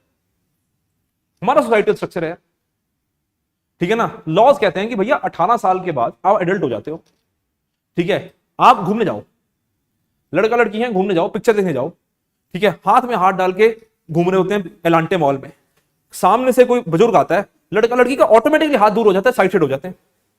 ये लॉ थोड़ी है, एथिक्स है। ठीक है, देखो गलत लॉ को भी नहीं माना जाएगा, गलत इस एथिक्स को भी नहीं माना जाएगा। क्यों? क्योंकि यार उनका पर्सनल है, हो सकता है कहीं ना छोड़े, ठीक है यार, उनकी मर्जी है ना, कहीं अभी अभी प्यार में पड़े हो, ठीक है मत छोड़ो यार, है ना, मर्जी उनकी है। पर क्या लॉ उन्हें अलाउ करता है? बिल्कुल करता है। क्या उन्हें एथिक्स फोर्स कर रहा है? फोर्स नहीं कर रहा है, वॉलंटरी है। तो लिबर्टी कितनी? यूएसए वाले कह रहे कोई दिक्कत नहीं है सर, एब्सोल्यूट फ्रीडम है, फ्रीडम ऑफ स्पीच एब्सोल्यूट है। आप हिसाब लगाओ, ऑस्कर्स में वहां के एक्टर खड़े होके वहां के सिटिंग राष्ट्रपति को गाली देके जा रहे हैं कि कह रहे मुझे इनकी पॉलिसी पसंद नहीं है। सिटिंग प्रेसिडेंट को, ट्रम्प साहब उस टाइम राष्ट्रपति थे, उनको गाली देके गए वो। He literally used the F word on the Oscar stage. लोगों ने खड़े होकर ताड़ी मार दी, कह फ्रीडम ऑफ स्पीच। हमारे यहां डंडे बढ़ते, हमारे यहां पे आप प्रधानमंत्री को खड़े होके गाली, लिटरली गाली, आप डिसएग्रीमेंट हो सकते हैं, गाली थोड़ी दे सकते हो यार, यू कैन नॉट अब्यूज, दोस्त थोड़ी तुम्हारे प्रधानमंत्री हैं, ठीक है ना। तो क्या है ये? एक लिमिट है, पर ये भी तो लिबर्टी है कि आप क्रिटिसाइज तो कर पा रहे हो। आप बोल तो सकते हो ना प्रधानमंत्री ने अच्छा काम नहीं किया, लिख तो सकते हो ना डिमोनेटाइजेशन गलत हुआ, लिख तो सकते हो ना, आए ना आर्टिकल से ट्रिब्यून हिंदू में कि जम्मू एंड कश्मीर की पॉलिसी सक्सेसफुल नहीं हुई, क्रिटिसाइज तो कर रहे हो। अगर आप उसमें बिल्कुल ही एब्सोल्युटली रबिश लिखने लग जाओगे तो लिबर्टी नहीं है, वायलेशन ऑफ लिबर्टी है। तो लिबर्टी की डेफिनेशन क्या होगी? तो ये भी तो कंटेस्टेड कॉन्सेप्ट हो गया। तो ये जो आइडिया ऑफ थ्योरीज है ना, जो पॉलिटिक्स का आइडिया है, जो थ्योरीज का आइडिया है, ये सारा का सारा पॉलिटिकल साइंस का आइडिया एब्स्ट्रैक्ट अंडरस्टैंडिंग पे खड़ा है। ये एब्स्ट्रैक्ट आइडियाज हैं, ये इनटेंजिबल आइडियाज हैं, आप इनको छू नहीं सकते, ये इनटेंजिबल है। जस्टिस एक इनटेंजिबल आइडिया है, एक एब्स्ट्रैक्ट आइडिया है। स्टेट एक इनटेंजिबल आइडिया, एक एब्स्ट्रैक्ट आइडिया है, तभी तो स्टेट भी कंटेस्टेड कॉन्सेप्ट है। Idea of state in political science, idea of state in a political science, state तो कोर है, स्टेट के बिना पॉलिटिकल साइंस कैसे हो सकती है? पर स्टेट की डेफिनेशन क्या है? किस तरह की स्टेट?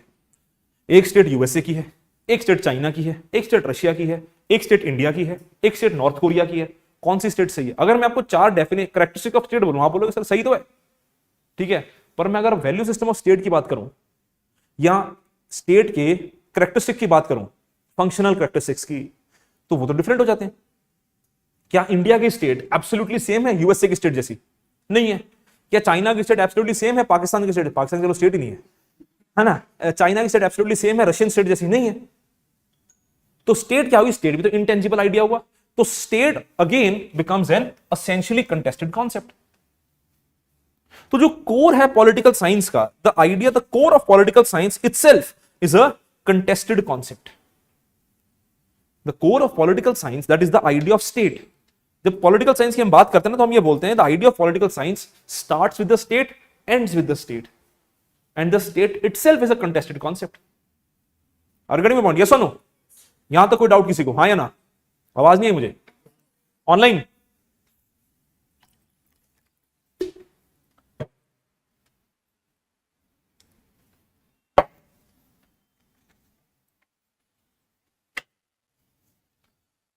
और सबसे बड़ी बात क्या है कि पॉलिटिक्स के बिना स्टेट चल नहीं सकती, पॉलिटिक्स के बिना सोसाइटी चल नहीं सकती। The idea of politics is, coherently related or coherently linked to the idea of conflict and cooperation. When I said is coherently linked to the idea of conflict and cooperation, इसका मतलब क्या हुआ कि society में कहीं कहीं conflict होगा, जो कॉन्फ्लिक्ट है वो एक स्पेस देता है पॉलिटिक्स को, उस कॉन्फ्लिक्ट के थ्रू हम कोऑपरेशन करके स्टेट की फंक्शनिंग को आगे लेके जाते हैं।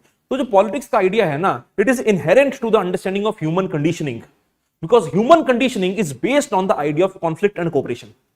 हो सकता है कि ये दोनों बैठे हैं, शशि और नितिन, शशि और नितिन में कुछ पॉइंट ऑफ डिसएग्रीमेंट होगा, ठीक है।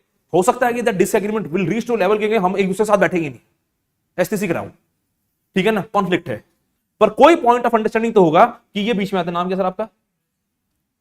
अमृत आता है। अमृत कहता है कि यार देखो मैं फैसला करा के जाऊंगा, ठीक है, इससे बात करेगा, इससे बात करेगा, ये क्या कर रहा है, ये तो अपनी सत्ता चमका रहा है ना, ठीक है ना, पर फायदा क्या हो रहा है कि जो इनका कॉन्फ्लिक्ट था वो रिजॉल्व होके सोसाइटल कंडीशनिंग आगे बढ़ेगी। तो पॉलिटिक्स के बिना ह्यूमन कंडीशनिंग पॉसिबल नहीं है।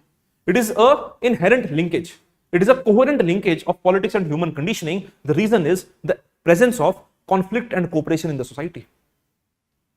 अरगड़े में पॉइंट, यस और नो, ठीक है ना। तो कोई तुमसे पूछे कि पॉलिटिक्स क्या है तो बोलो जान है हमारी, है ना, ठीक है। चलो अब देखो सर, अब पॉलिटिक्स जब हम बात करें तो हम आइडिया की बात करते हैं।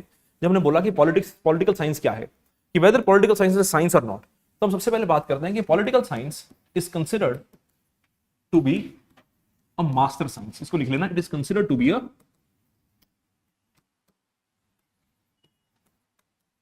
Master science. ये एरिस्टोटल का आइडिया है, it is an Aristotelian idea कि political science is a master science.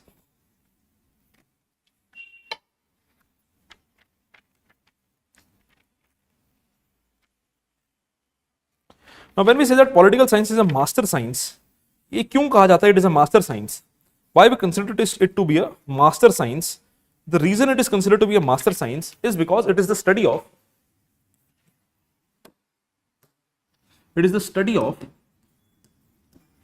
politics, government. It is the study of politics, government and state. And state.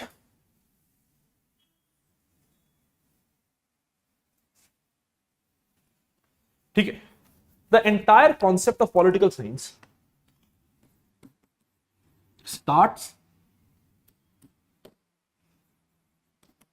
and ends with state. It starts and ends with the state.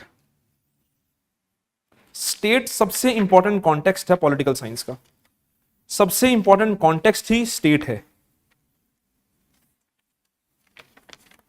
ठीक है, सबसे important context ही state है।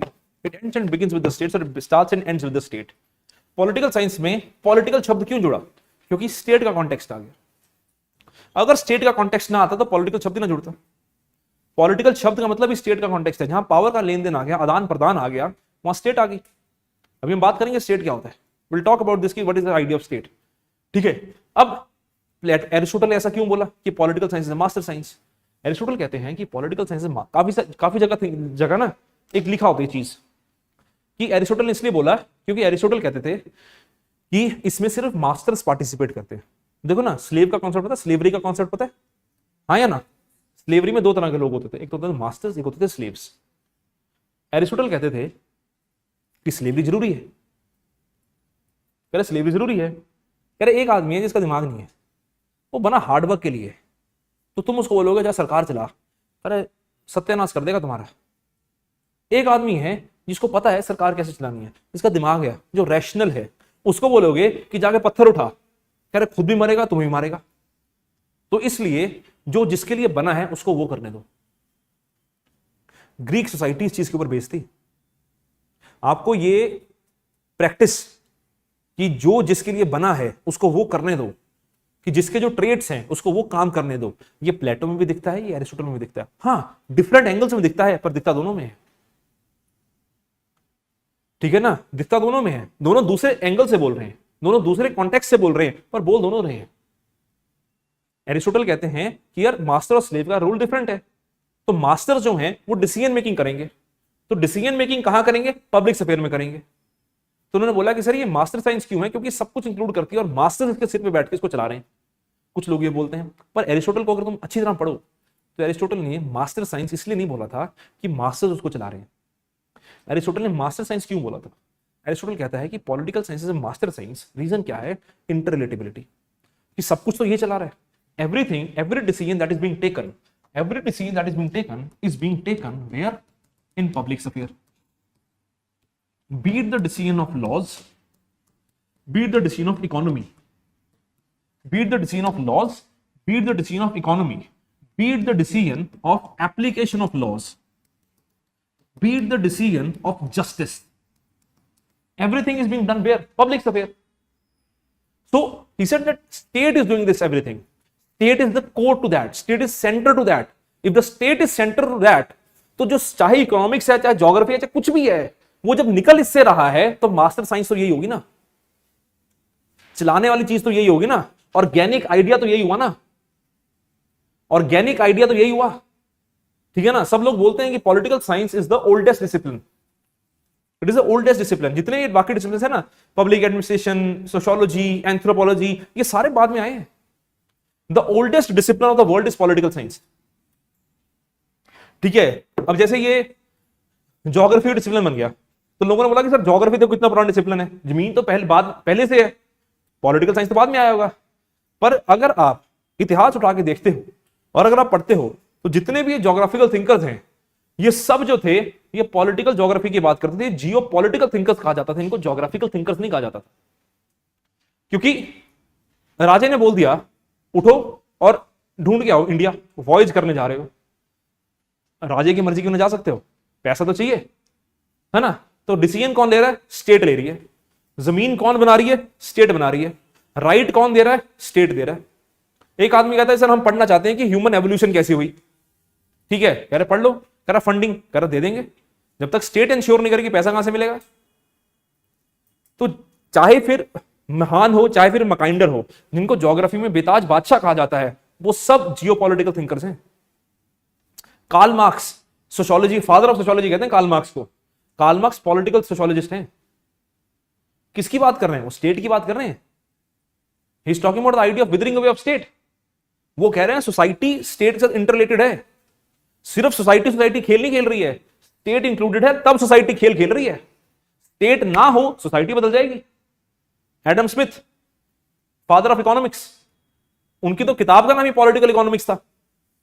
ही belongs to the category of political economy, क्योंकि उन्होंने किस चीज के साथ रिलेट किया, उन्होंने कहा कि सर एक स्टेट होती है, एक इनविजिबल हैंड होता है। स्टेट सब कुछ कंट्रोल नहीं कर सकती। स्टेट ये अलाउ करे कि मार्केट कंट्रोल करे, पर अलाउ कौन कर रहा है, स्टेट कर रही है। स्टेट ना अलाउ करती मार्केट कंट्रोल करे, मार्केट कंट्रोल करके दिखाए। ठीक है ना। अब देखो ना इंडिया में मार्केट आ गया, इतना बड़ा मार्केट है, अमेज़न है, ये सब है, फ्लिपकार्ट है, एक्सेट्रा एक्सेट्रा, 1000 तरह की ई कॉमर्स साइट्स है।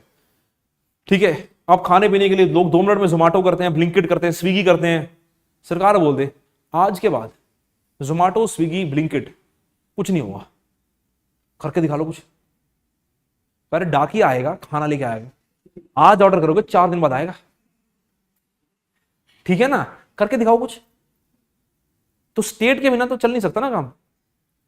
तो जब तक स्टेट इन्वॉल्व नहीं है, यह जरूर हो सकता है कि स्टेट कितने लेवल की इन्वॉल्व है वो डिसाइड करता है कि स्टेट कैसी है। अगर तो स्टेट आपको एब्सोल्यूट फ्रीडम दे देती है तो आप बोलते हो क्या स्टेट है सर। स्टेट फिर थोड़ा सा कंट्रोल करना शुरू करती है, थोड़े राइट्स कम करती है। एक स्टेट होती है थोड़े और राइट्स कम करती है, एक स्टेट होती है जो राइट्स नहीं देती है। ठीक है, तभी ना न्यू लिबरल थॉट में एक स्टेटमेंट है जो यूपीएससी का प्रीवियस ईयर क्वेश्चन भी है कि state is known by the right it gives, कि स्टेट उसी तरीके जानी जाती है कि जितने वो राइट देती है। अगर स्टेट बहुत कम राइट दे रही है, टोटलिटेरियन स्टेट है। थोड़े से दे रही है, ज्यादा नहीं दे रही है, हम उसको बोलते हैं डिक्टेटरशिप है। थोड़े ज्यादा दे रही है, हम बोलते हैं सर डेमोक्रेटिक स्टेट है। ठीक है ना। तो अल्टीमेटली आइडिया तो स्टेट का ही है।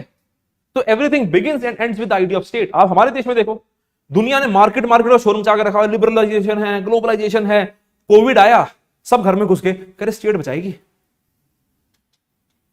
ठीक है, कह रहे वैक्सीन, कह रहा हूं तो स्टेट लगवाएगी, कह रहा हॉस्पिटल, कह रहा हूं तो स्टेट बनवाएगी।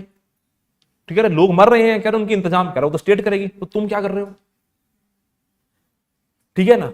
तो सब कुछ जो है कंट्रोल्ड बाय स्टेट है, सब कुछ जो है वो रेगुलेटेड बाय स्टेट है। तभी पॉलिटिकल साइंस स्टेट से स्टार्ट होती है, स्टेट पे खत्म होती है। सी राजा मोहन ने ना कोविड में एक आर्टिकल लिखा, सी राजा मोहन ने एक आर्टिकल लिखा कोविड के समय के ऊपर, अखबार में पब्लिश हुआ, फिर उनका इंटरव्यू हो रहा था, उसमें भी उन्होंने बोला कह रहे कोविड का, उनसे पूछा कि सर कोविड का सबसे बड़ा इंपैक्ट क्या है? कह रहा पॉलिटिकल स्ट्रीम में अगर आप बात करो कोविड का सबसे बड़ा इंपैक्ट क्या है? उन्होंने बोला कि कोविड का सबसे बड़ा इंपैक्ट, इस पेंडेमिक का सबसे बड़ा इंपैक्ट हेल्थ इंफ्रास्ट्रक्चर वगैरह तो है ही है, उसको तो हम छोड़ दो। कह रहे सबसे बड़ा इंपैक्ट है revival of the concept of state. कि लोगों को लग रहा था कि ग्लोबलाइजेशन ने इतनी बॉर्डरलेस स्टेट कर दी है कि स्टेट की रेलेवेंस ही नहीं है, इतना बॉर्डरलेस कनेक्टेड दुनिया बना दी है। आज पता लगा कि जब लोगों ने बॉर्डर बना दिया ना कि आप अपने देश की दूसरी स्टेट में नहीं जा सकते, तब आपको पता लगा स्टेट की रेलेवेंस क्या है। तो मतलब revival of state is the biggest outcome of pandemic, अगर हम पॉलिटिकल एस्पेक्ट में बात करें। ठीक है ना। तो ये जो अंडरस्टैंडिंग ऑफ स्टेट है ये बड़ा इंपॉर्टेंट कॉन्सेप्ट है पॉलिटिकल साइंस का। यस और no?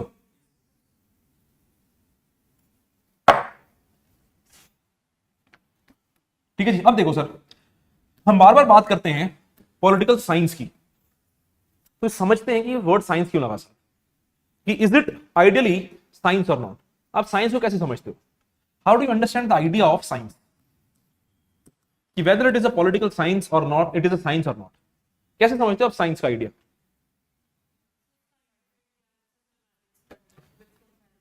Scientific and systematic studies with comparisons. ठीक है जी। और एम्पेरिकल ऑब्जर्वेशंस, हाँ जी, रैशनल थिंकिंग। ठीक है जी। Online.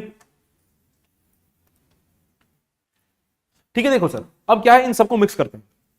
When we talk about the idea of political science as a science, तो सबसे पहले तो लोग सवाल उठाते हैं कि सर ये तो साइंटिफिक सब्जेक्ट ही नहीं है, ये तो साइंस नहीं है, ये तो ह्यूमैनिटीज का आइडिया है। तो सवाल उठता है कि साइंस होता क्या है?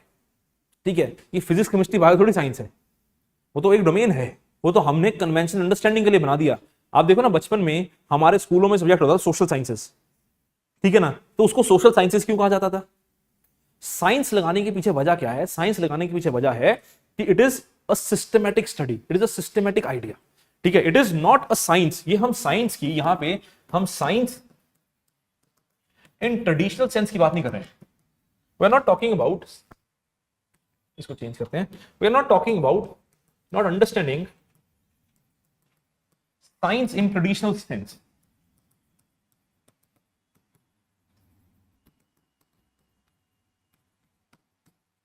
Not understanding science in a traditional sense. What we are talking about is that science होता क्या है? Science is a systematic study. Science is a systematic study. ठीक है, it is a systematic study. इस systematic study के लिए अलग अलग ट्रेडिशंस आ सकते हैं। इस सिस्टमैटिक स्टडी के लिए अलग अलग ट्रेडिशंस आते हैं। इस सिस्टमैटिक स्टडी में कोई वैल्यूज की बात करता है, कोई फैक्ट्स की बात करता है। सिस्टमैटिक स्टडी में कोई वैल्यूज की बात करता है, कोई एम्पेरिकल आइडिया की बात करता है, कोई फैक्ट्स की बात करता है। तो ये सब कुछ ही तो साइंस का पार्ट है, सब कुछ तो सिस्टमैटिक अंडरस्टैंडिंग है। Everything is a systematic understanding. कोई वैल्यूज की बात करता है, कोई साइंस की बात करता है, कोई फैक्ट की बात करता है, सब सिस्टमैटिक अंडरस्टैंडिंग है। ठीक है। अभी हम ना पढ़ेंगे, जब आगे जाके हम पेपर 1 के पार्ट ए में कॉन्सेप्ट पढ़ेंगे बिहेवियरलिज्म का। ठीक है, बिहेवियरलिज्म वैल्यू सिस्टम पे बेस्ड है। ट्रेडिशनल अंडरस्टैंडिंग में हम एम्पिरिसिज्म का आइडिया पढ़ेंगे, एम्पेरिकल आइडिया के ऊपर बेस्ड है। ठीक है, सॉरी, बिहेवियरलिज्म जो है वो फैक्ट्स के ऊपर बेस्ड है। ट्रेडिशनल अंडरस्टैंडिंग वैल्यूज के ऊपर और एम्पेरिकल आइडिया के ऊपर बेस्ड है। फिर हम पोस्ट बिहेवियरलिज्म पढ़ते हैं। पोस्ट बिहेवियरलिज्म क्या कहता है? Values plus facts. जैसे आप अभी इलेक्शंस हो गए हटे ना, इलेक्शंस हो गए हटे, आपने देखा होगा कि लोगों ने अलग अलग चीजें बोली कि इतने परसेंटेज वोट आई, इस पॉलिटिकल पार्टी को इतने परसेंटेज वोट पड़ी। किसी ने कहा कि विमेन ने मोदी साहब को इस वजह से वोट दिया, इतने परसेंट विमेन ने वोट दिया बीजेपी को, इतने परसेंट विमेन ने वोट दिया कांग्रेस को, इतने परसेंट मुस्लिम ने वोट दिया कांग्रेस को, इतने परसेंट मुस्लिम से वोट दिया बीजेपी को। ये परसेंटेज का आइडिया है, ये सारा आइडिया बिहेवियरलिज्म का है। ये सब बिहेवियरलिज्म है। आपके पॉलिटिकल साइंस का एक स्ट्रीम होता है, डोमेन होता है, उसको बोलते हैं बिहेवियरलिज्म, जिसमें आप फैक्ट्स ढूंढते हो। ठीक है, उसको बिहेवियरल आइडिया है, परसेंटेज की बात हो रही है कि सर 67% वोटिंग हुई, बिहेवियरल आइडिया है, लोग गए कलेक्ट किया। अब इसमें पोस्ट बिहेवियरल सिस्टमैटिक स्टडी है, साइंस हो गया। अब इसमें साथ में वैल्यू जोड़ते हैं, अरे क्यों वोट किया, क्यों विमेन ने वोट किया। बिहार में बहुत सारी विमेन ने, majority of women in Bihar voted for Modi ji and Nitish Kumar ji. पूछा गया क्यों, कह रहे सोशल सिक्योरिटी। सोशल सिक्योरिटी का मतलब नहीं कि सिलेंडर मिल रहा है, कि हम घर से बाहर निकलते हैं हम सेफ फील करते हैं। ठीक है ना, इसमें क्या जुड़ गया, वैल्यू जुड़ गया, वैल्यू ऑफ सेफ्टी जुड़ गया।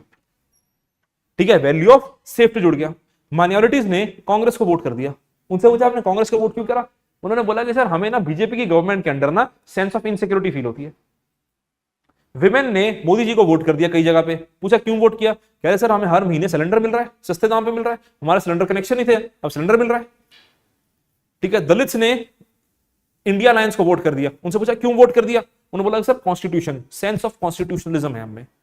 ठीक है, अब ये क्या जुड़ गया, ये सिर्फ फैक्ट नहीं है, ये वैल्यू है, ये भी तो सिस्टमैटिक स्टडी है। इस सिस्टमैटिक स्टडी को हम पोस्ट बिहेवियरलिज्म बोल देते हैं। इस सिस्टमैटिक स्टडी को जिसमें वैल्यू और फैक्ट को इंक्लूड कर रहे हैं उसको हम पोस्ट बिहेवियरलिज्म बोल देते हैं। तो ये सब पॉलिटिकल साइंस का तो पार्ट है। तो science is not only related to experimentation, science is basically a systematic study of what, when, how and why. And most importantly in social sciences, in political science we understand the idea of who or whom। Impact किस पे हुआ, impact हुआ क्यों, impact कैसे हुआ, impact किया किसने, और इसमें स्टेट का क्या रोल है। तो the idea is everything is a systematic phenomena. So political science is a systematic understanding of politics. It is a systematic understanding or systematic study of politics.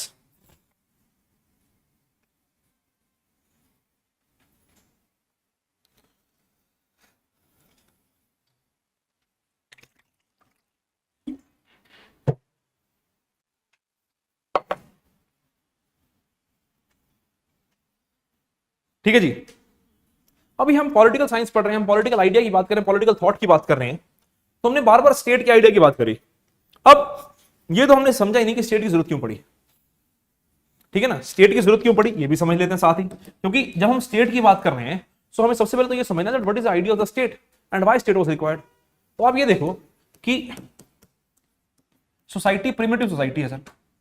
ठीक है, देयर इज प्रिमिटिव सोसाइटी, ये primitive society है। अब primitive society word याद रखना, ये marks में वापिस आएगा, मार्क्स जब पढ़ेंगे तो प्रिमिटिव सोसाइटी वर्ड वापिस आएगा। प्रिमिटिव सोसाइटी है, अब देखो जो प्रिमिटिव सोसाइटी है, सोसाइटी ऑफ अर्ली मैन है, अर्ली एज है, जिसको अर्ली मैन भी कहा जाता था, है ना, अर्ली मैन भी कहा जाता था। अभी जो सिस्टमैटिक आपका प्रिमिटिव सोसाइटी है, इस सोसाइटी में सबसे इंपॉर्टेंट काम क्या करते थे लोग, हंटिंग एंड गैदरिंग। ये होता था ना अर्ली एज में, अर्ली मैन क्या काम करता था, जो अर्ली मैन था वो हंटिंग एंड गैदरिंग का काम करता था। He was Hunter and gatherer, he was Hunter and gatherer, ये काम होता था मेनली इसका। ठीक है, अब बीच में से दो लोगों ने बोला, ठीक है, ये दो लोग कहते यार सर हम खेती करेंगे, शशि और नाम भूल गया, नितिन। ठीक है, इन्होंने बोला कह रहे कि सर हम ना खेती करेंगे, ये हमारी जमीन है, हम इसमें क्रॉप्स उगाएंगे, मस्त जिंदगी जिएंगे, यहीं पे रहेंगे। ठीक है, बीच में कार्तिक आ गया, कार्तिक कहता मैं नहीं करता कुछ। ठीक है, 11 तुम उगाओ, मैं लूट के ले जाऊंगा।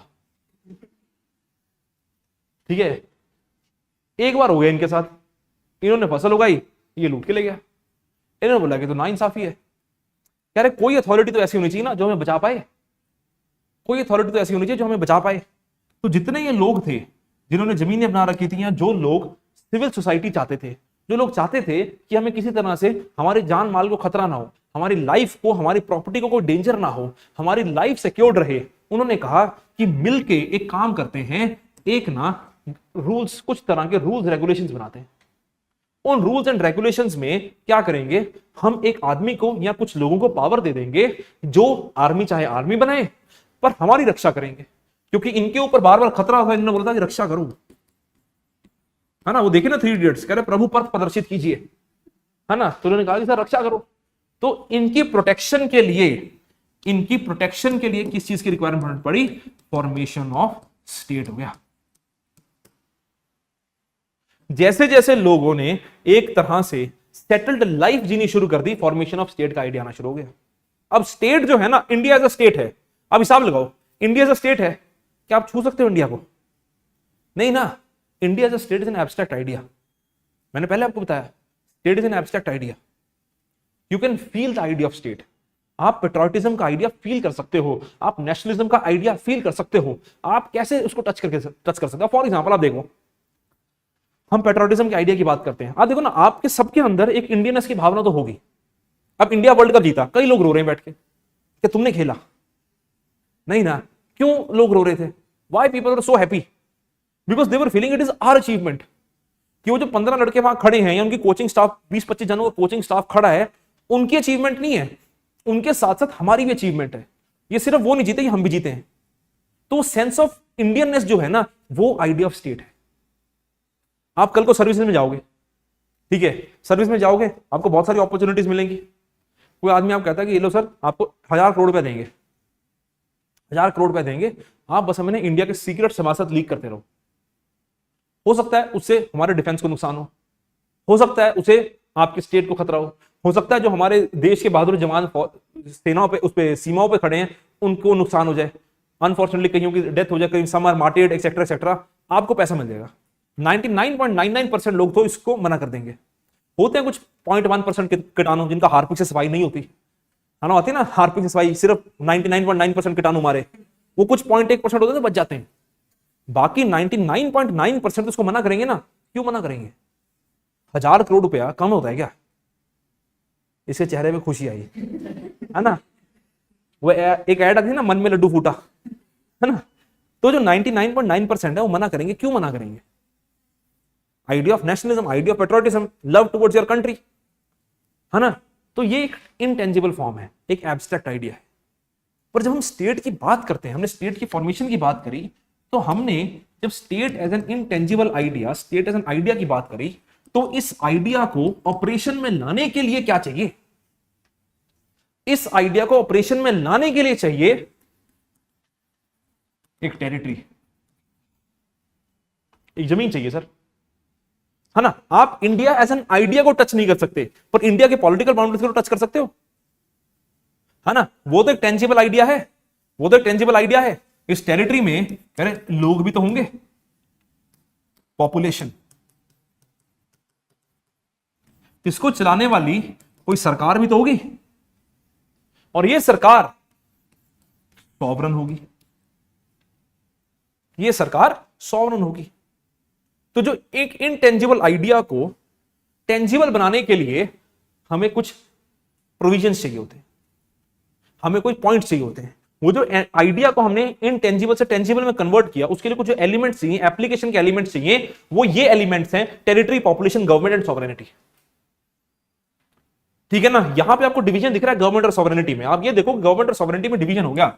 Government is an element of state, government is an element of state, it is the characteristic of state. ये यूपीएससी ने प्रीवियस ईयर प्रीलिम्स में पूछा हुआ है। यूपीएससी का प्रीलिम्स का क्वेश्चन है 2022 का, 2022-21 का क्वेश्चन, 22 का क्वेश्चन है शायद, that which of the following is the correct definition of state. ये चारों पॉइंट्स हैं, ठीक है। 4 स्टेटमेंट्स दी हुई थी, उसमें से एक स्टेटमेंट में चारों पॉइंट्स को एज इट इज मेंशन किया हुआ था कि एक टेरिटरी होगी, एक डिफाइंड टेरिटरी होगी जिसमें एक लोग रहते हैं, एक सॉवरन गवर्नमेंट है, डेफिनेशन ऑफ स्टेट। प्रीलिम्स में भी यूपीएससी ऐसे क्वेश्चन पूछ लेता है। हमको पॉलिटिकल साइंस का बहुत मदद मिलेगा प्रीलिम्स में। जो पॉलिटिकल थ्योरी के क्वेश्चन है वो सारे आपके ऑप्शनल वालों के लिए इजी हो जाते हैं। पॉलिटिकल थ्योरी के what is the definition of liberty, rights क्या होते हैं, डेमोक्रेसी क्या होती है, कैरेक्टरिस्टिक ऑफ डेमोक्रेसी क्या होते हैं, सब प्रीवियस ईयर प्रीलिम्स के क्वेश्चंस हैं। ये सब ऑप्शनल के पार्ट हैं। गांधी और मार्क्स का कंपैरिजन पूछ लिया, अर्थशास्त्र में से क्वेश्चन पूछ लिया यूपीएससी ने स्लेवरी के ऊपर, प्रीलिम्स की बात कर रहा हूं मैं, और सब ऑप्शन में किया होता है, ऑप्शन वाले बच्चों को सारे सही होते हैं क्योंकि उन्होंने किया होता है। अगर फिर भी गलत करके आते हैं फिर वो बेवकूफ है, है ना। अगर ऐसे आपको 6 क्वेश्चन आया और 6 के 6 आते हैं, आप 12 नंबर आपके सिक्योर है सर।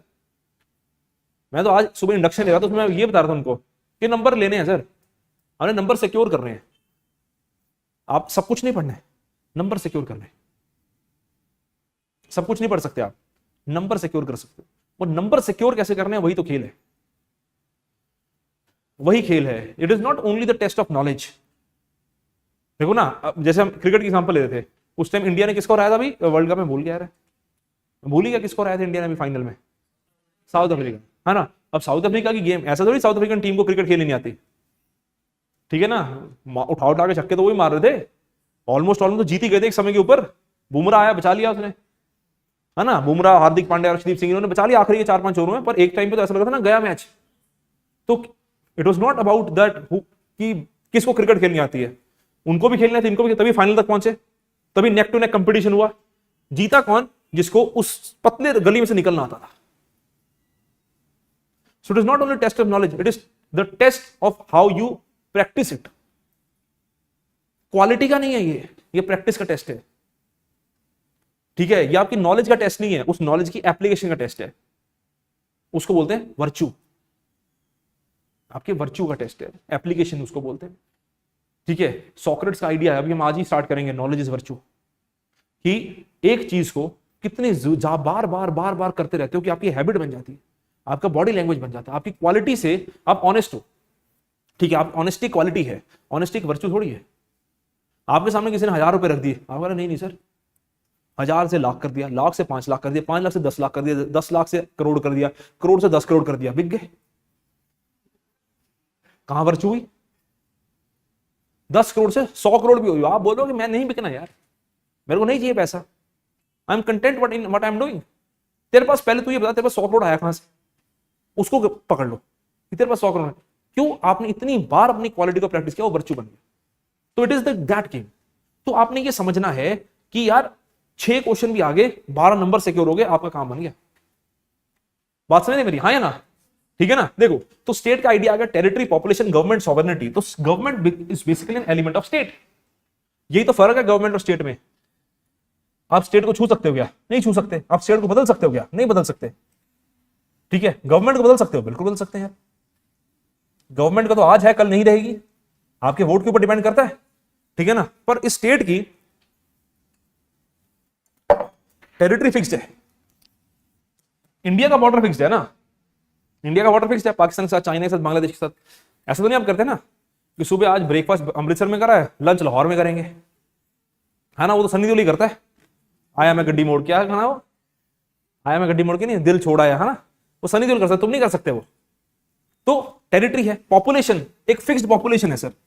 सबसे बड़ी बात क्या है, ये सरकार सॉवरन है, चाहे इंटरनल डिसीजन मेकिंग है चाहे एक्सटर्नल डिसीजन मेकिंग है, इसमें ये गवर्नमेंट की पावर है to take this decisions.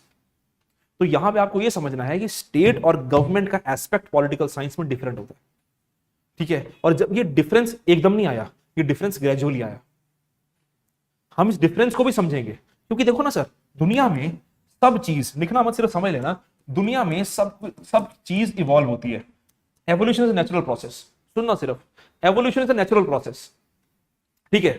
The idea of state has evolved with time, the idea of government has evolved with time. How it evolved? Evolution क्यों आया? Evolution आया, सबसे इंपॉर्टेंट चीज है एवोल्यूशन के लिए demand and supply. Basic economics है ये, डिमांड एंड सप्लाई, ठीक है। अब आप ये देखो, हमने स्टेट की फॉर्मेशन की बात करी, हमने स्टेट की फॉर्मेशन की बात करी कि स्टेट की फॉर्मेशन क्यों हुई, ठीक है।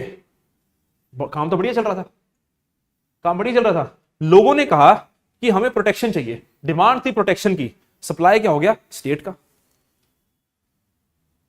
ठीक है। राजा आया, इन्होंने कहा कि सर एक ट्राइबल किंगडम है, ट्राइबल एरिया है, उसमें एक आदमी है, उसको पावर दे दो, कंट्रोल करने लग गया। लोगों में एब्सोल्यूट पावर कंट्रोल करने लग गया, ये तो हमें कुछ समझता नहीं है। कह रहे सिर्फ एक किंग नहीं होगा, किंग एंड काउंसिल होगी।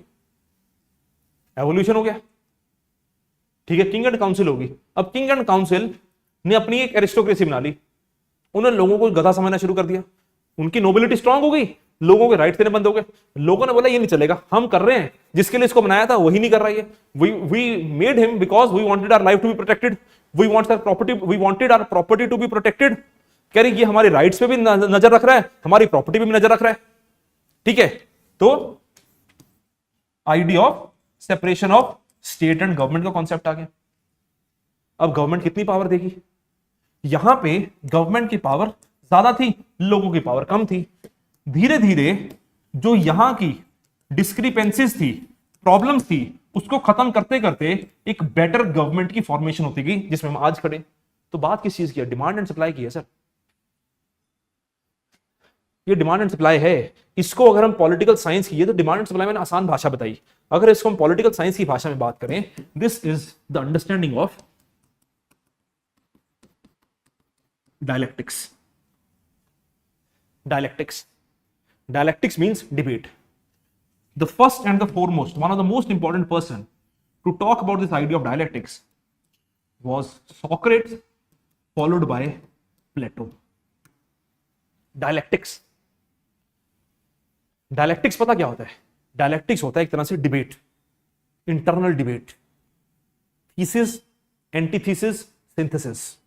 अब देखना, सुनना बड़े ध्यान से, पहले सुन लो फिर इसको लिखेंगे ना, इसको बाद में लिखवाऊंगा, फिर समझ लो भी। थीसिस था ये, ठीक है, थीसिस था ये। हमने कहा कि हमें पसंद नहीं आया, थोड़ा चेंज होना चाहिए। ठीक है, चेंज होना चाहिए क्योंकि हमारी डिमांड फुलफिल नहीं कर रहा। हमने बना दिया एक एंटीथीसिस,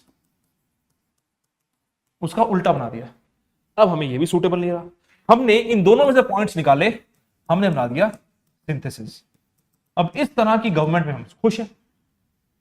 अब हो सकता है कि हमें ग्रेजुअली एक बेटर फॉर्म ऑफ गवर्नमेंट मिल जाए। फॉर एग्जांपल आप ये देखो, किंग था, एक मोनार्किकल सिस्टम था, मोनार्किकल सिस्टम थीसिस हो गया, मोनार्किकल सिस्टम थीसिस हो गया। लोगों ने बोला नहीं चाहिए सर मोनार्की, फुल राइट्स चाहिए, फुल डेमोक्रेसी चाहिए, डायरेक्ट डेमोक्रेसी आ गई, एंटीथीसिस हो गया। क्या डायरेक्ट डेमोक्रेसी सर्वाइव कर सकती है? 140 करोड़ है, हम इकट्ठे हो सकते हैं एक जगह? 40 नहीं हो सकते इकट्ठे एक जगह, है ना? तो कैसे चलेगा स्टेट? उन्होंने बोला नहीं सर, रिप्रेजेंटेटिव डेमोक्रेसी, सिंथेसिस हो गया, चल तो रहा है बढ़िया। अब हो सकता है कि कल को हम रिप्रेजेंटेटिव डेमोक्रेसी से नाखुश हो जाएं, हमने बोला नहीं, इसको चेंज करना है, एक बेटर फॉर्म ऑफ गवर्नमेंट आ जाए। तो ये जो आज आपका सिंथेसिस है, ये थीसिस बन जाएगा, इसका कुछ एंटीथीसिस आएगा, ये कुछ सिंथेसिस हो जाएगा, आगे कुछ सिंथेसिस हो जाएगा। ये एक कंटिन्यूड प्रोसेस है, जिसको हम प्यार से एवोल्यूशन बोलते हैं, टेक्निकली डायलेक्टिक्स बोलते हैं। सॉक्रेट्स डायलेक्टिक्स की बात करते थे। सॉक्रेट्स कहते थे डायलेक्टिक्स कभी रुकना नहीं चाहिए, इंटरनल डिबेट कभी रुकनी नहीं चाहिए। जिस दिन आपने ये सोच लिया कि आपको सब कुछ आता है, उस दिन आपका लंका दहन है। सॉक्रेटिस कहते थे कि द वाइजेस्ट मैन और द इंटेलिजेंट मैन, कौन है वाइज? कहते the wise man is the one who understands और who thinks that I know nothing. Socrates को माना जाता था कि Socrates is the wisest man alive on the planet. ये कहा जाता है कि Socrates was the wisest man alive on the planet. आज तक के इतिहास में सबसे अगर कोई वाइज आदमी हो तो सॉक्रेट्स हुआ है। ऑब्वियसली किसने लिखा? उनके स्टूडेंट्स ने, उनके स्टूडेंट लिखा कि क्या आदमी है यार ये, ठीक है ना? तो कह रहा कितना बड़ी आदमी है, वाइजेस्ट मैन।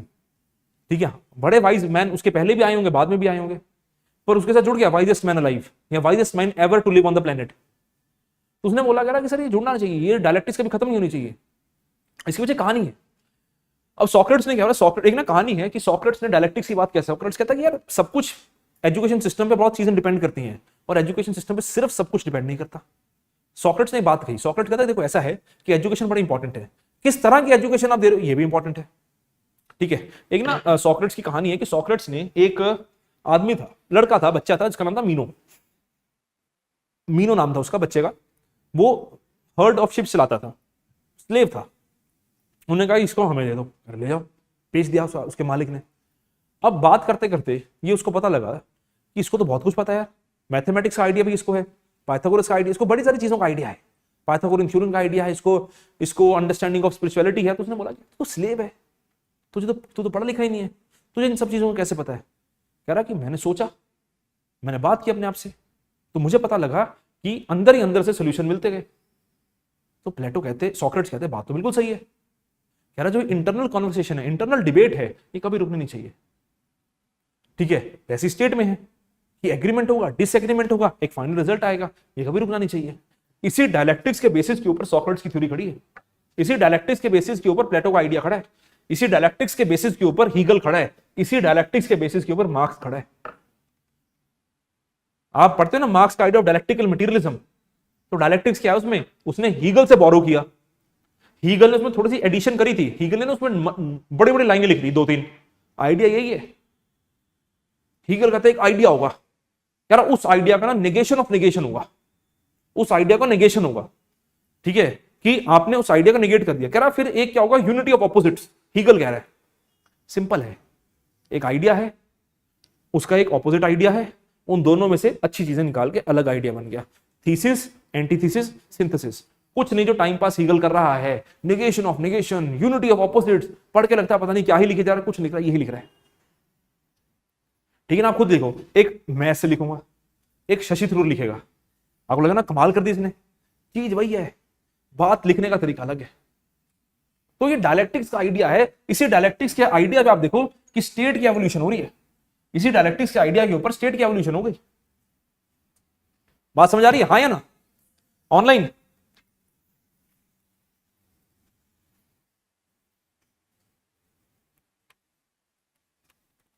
अजय फैजान, तू दोबारा लगा रहा है क्लास?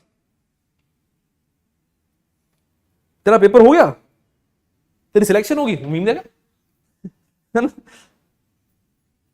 तूने मैं कब हुआ, ये रिजल्ट कब आया तुम्हारा जम्मू कश्मीर का? तो मेरे को क्लास के बाद कॉल करियो, ठीक है? You call me after the class.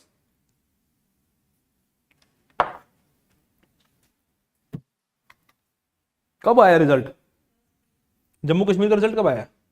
Last week है, मुझे पता ही नहीं इस बात का। वेरी गुड यार, मुबारक हो। ये पिछले साल पीएससी का स्टूडेंट था, इसका मेंस क्लियर हुआ जम्मू कश्मीर से, ने बताया। अगर ठीक है, तेरे को अच्छा हुआ, तेरे को याद तो आया। लिख रहा है सर आपकी वजह से मेरा क्लियर हो गया, तो मेरे को बताना किसने था? मेरे को तो खुशी का एहसास का मौका दो, है ना? चलो, क्या बात कर रहे थे हम? हाँ, पॉलिटिकल आइडिया की बात कर रहे थे। तो हमने स्टेट और गवर्नमेंट के आइडिया की बात करी, ठीक है? अब स्टेट और गवर्नमेंट का जो आइडिया की एवोल्यूशन हुआ, तो उसके लिए एक बड़ा इंपॉर्टेंट आइडिया है जिसकी हम बात करते हैं कि वेस्टर्न पॉलिटिकल थॉट का आइडिया कहां से निकलता है। तो हम स्टार्ट करते हैं the understanding of western political thought. तो सर जब हम वेस्टर्न पॉलिटिकल थॉट की बात करते हैं, तो सबसे पहले तो हम इस आइडिया को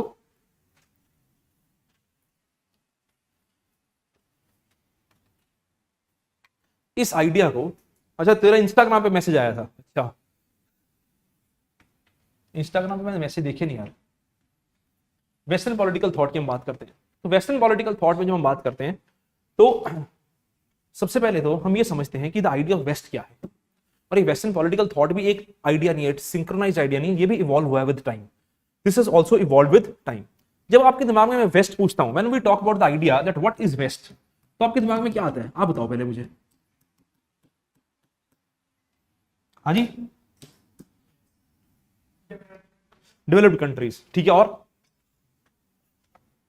क्या आता है? यूरोप। क्यों आते हैं आइडिया?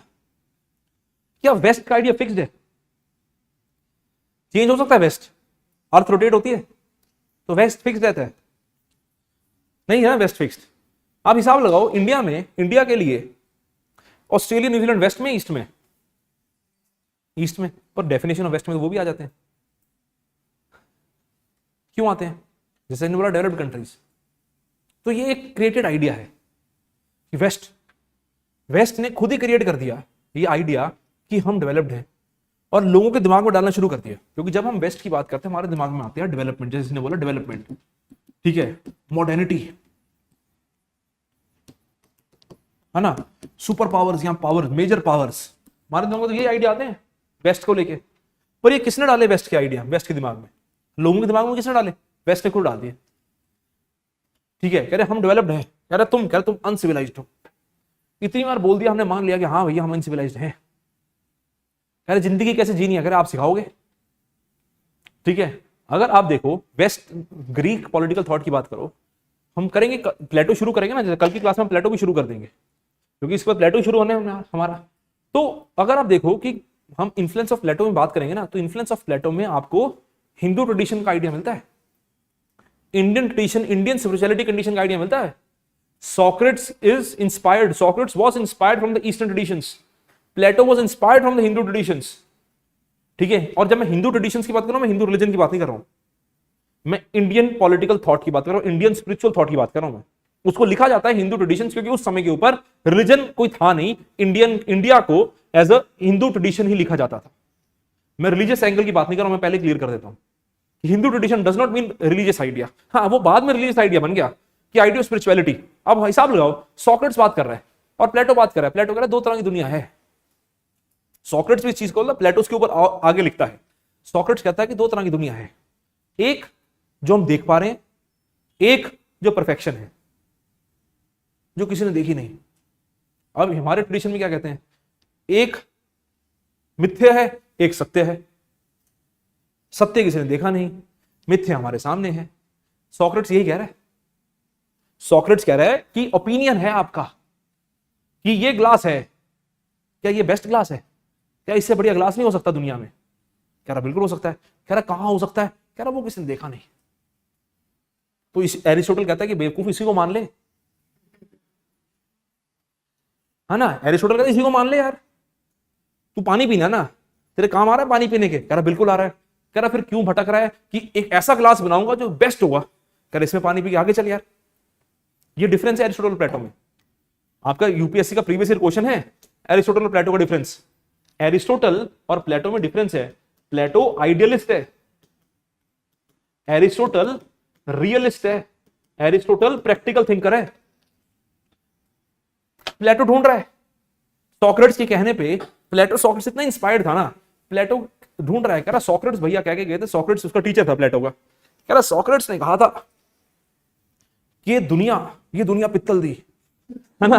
कह रहा ये दुनिया जो है ना, इस दुनिया में सब कुछ जो है वो एक ओपिनियन है, हम ढूंढेंगे परफेक्ट फॉर्म। ठीक है, उस परफेक्ट फॉर्म में ढूंढने में लगे हुए। कह रहे ये ग्लास है, ये कांच का ग्लास है। क्या कांच इसीलिए बना था? क्या इससे अच्छी यूटिलाइजेशन हो सकती है कांच की? कह रहे ग्लास बना दिया। कह रहा क्या बेस्ट ग्लास है? अब पानी पीने वालों के लिए बेस्ट ग्लास है, बियर पीने वाले कहेंगे ये कैसा ग्लास है। एग्जाम्पल है, ठीक है, पीने को नहीं कह रहा हूं, एग्जाम्पल है, सावन शुरू हो गए हैं, ठीक है। वाइन पीने वाले कहेंगे या शैंपेन पीने वाले कहेंगे वो उंगली वाला ग्लास चाहिए, ऐसे पकड़ लो, ठीक है ना। जो आइसक्रीम खाने वाले होते हैं ना, ऊपर से गोल से छोटे से ग्लास में कह रहे वो ग्लास चाहिए। तो ग्लास है। प्लेटो कहता नहीं सर, सॉक्रेट्स ने कहा था कि परफेक्ट फॉर्म होगी। एरिस्टोटल कहता है कि भैया परफेक्ट फॉर्म ढूंढते रहोगे तो जिंदगी में काम कैसे करोगे? जिंदगी में काम कैसे करोगे? प्लेटो कहता है कि एक थ्योरी ऑफ फॉर्म्स का आइडिया है सॉक्रेट्स का, जिसके पीछे प्लेटो लग गया। एरिस्टोटल कहता है कि नहीं सर, प्रैक्टिकलिटी देखो, कांच है, ग्लास बन सकता है, बनाओ। क्यों ढूंढ रहे हो कि बेस्ट बनाएंगे, यूटिलाइज हो रहा है ना, बस बात खत्म, ठीक है ना। तो ये जो प्लेटो और सॉक्रेट्स का आइडिया है बेस्ट का, ऐसी चीज का, कर जो किसी ने देखी नहीं, किसी ने देखी नहीं, किसी ने छुई नहीं, किसी को पता नहीं है, पर है, ये हिंदू ट्रेडिशन ही तो है। तो ये जो idea of western political thought है, जिसमें वो बोलते हैं कि वेस्ट का आइडिया सबसे पुराना आइडिया है, ईस्ट बाद में आया, ऐसा है नहीं है। आपको दोनों में ओवरलैपिंग आइडियाज दिखते हैं। आपको इंडियन पॉलिटिकल थॉट में वेस्ट के इन्फ्लुएंसेस भी दिखेंगे, आपको वेस्टर्न पॉलिटिकल थॉट में इंडियन पॉलिटिकल थॉट के इन्फ्लुएंस भी दिखेंगे, ठीक है। पर हां, ये मानते नहीं है, ये मानते नहीं है, ये कहते नहीं हम सिविलाइज थे, तुम तो बाद में आए। पर आप अगर इतिहास उठा के देखो, रिटन इतिहास उठा के देखो, एविडेंस के साथ उठा के देखो, तो आपको पता लगेगा कि Indian political thought, Chinese political thought, Persian thought, ये इनसे पहले एग्जिस्ट करते हैं या साइमल्टेनियसली एग्जिस्ट कर रहे हैं ग्रीस के। ये यूएसए तो देहात था, इनको क्या पता जीवन क्या था, ये तो बाद में बने। ग्रीस है, चाइनीज है, पर्शियन है, इंडियन है, ये ओरिजिनल सिविलाइजेशन हैं, ये ओरिजिनल थॉट्स हैं, ठीक है। वो तो हमारे डॉक्यूमेंटेड हिस्ट्री नहीं हुई, क्योंकि हमारे बातचीत ज्यादा होती थी। सुना ना श्रुति एंड स्मृति, है ना, हमारे बातचीत ज्यादा होती थी, हमारे डॉक्यूमेंटेशन नहीं होती थी। अगर हमारी डॉक्यूमेंटेशन होती तो हमारा थॉट इनसे पुराना थॉट होता। हमारे पास डॉक्यूमेंटेड हिस्ट्री की कमी है, क्योंकि हम बातचीत में विश्वास रखते हैं, हम कन्वर्सेशन में चलते हैं, ठीक है ना। ये सॉक्रेट्स क्या क्या क्या, सॉक्रेट्स कहता है कन्वर्सेशन डायलेक्टिक्स बड़ी इंपॉर्टेंट है, हम भी तो कह रहे हैं कब से, ठीक है। तो ये वेस्ट ने एक आइडिया क्रिएट कर दिया। अगर आप वेस्ट के इतिहास पढ़ोगे तो जो वेस्ट का कॉन्टेक्स्ट है ना, this context of west is related to the origin of Christianity. Christianity के साथ वेस्ट के आइडिया को रिलेट किया जाता था, कि वेस्ट के आइडिया को इनिशियली क्रिश्चियनिटी से रिलेट किया जाता था, कि जहां जहां पे क्रिश्चियनिटी फैल रहा था, जहां जहां पे क्रिश्चियनिटी अपनी जड़ें बना रहा था, उसको वेस्ट के नाम से जाना जाता, ठीक है। बाद में ये मॉडर्निटी ले गया, क्योंकि इन्होंने एक चीज समझी जो बाकी दुनिया नहीं समझ पाई। जहां पे क्रेडिट देना चाहिए वहां क्रेडिट देना चाहिए। इन्होंने एक चीज समझी जो बाकी दुनिया नहीं समझ पाई, वो था एवोल्यूशन, चेंज, डिमांड के अकॉर्डिंग, टाइम के अकॉर्डिंग चेंज। कि टाइम के अकॉर्डिंग चेंज कैसे होना, ठीक है, कि पावर को एक्सपैंड कैसे करना है, वो हम नहीं समझ पाए, वो ये समझ के। कॉलोनीज का फायदा क्या हुआ वो हम नहीं समझ पाए, वो ये समझ के। पावर को, मनी को एंड पावर को इन्वेस्ट कहां करना है वो हम नहीं समझ पाए, ये समझ के। तो वेस्ट ने अपनी पावर को एक्सपैंड करना शुरू क्यों किया, क्योंकि उन्होंने at right time they started to invest at right place.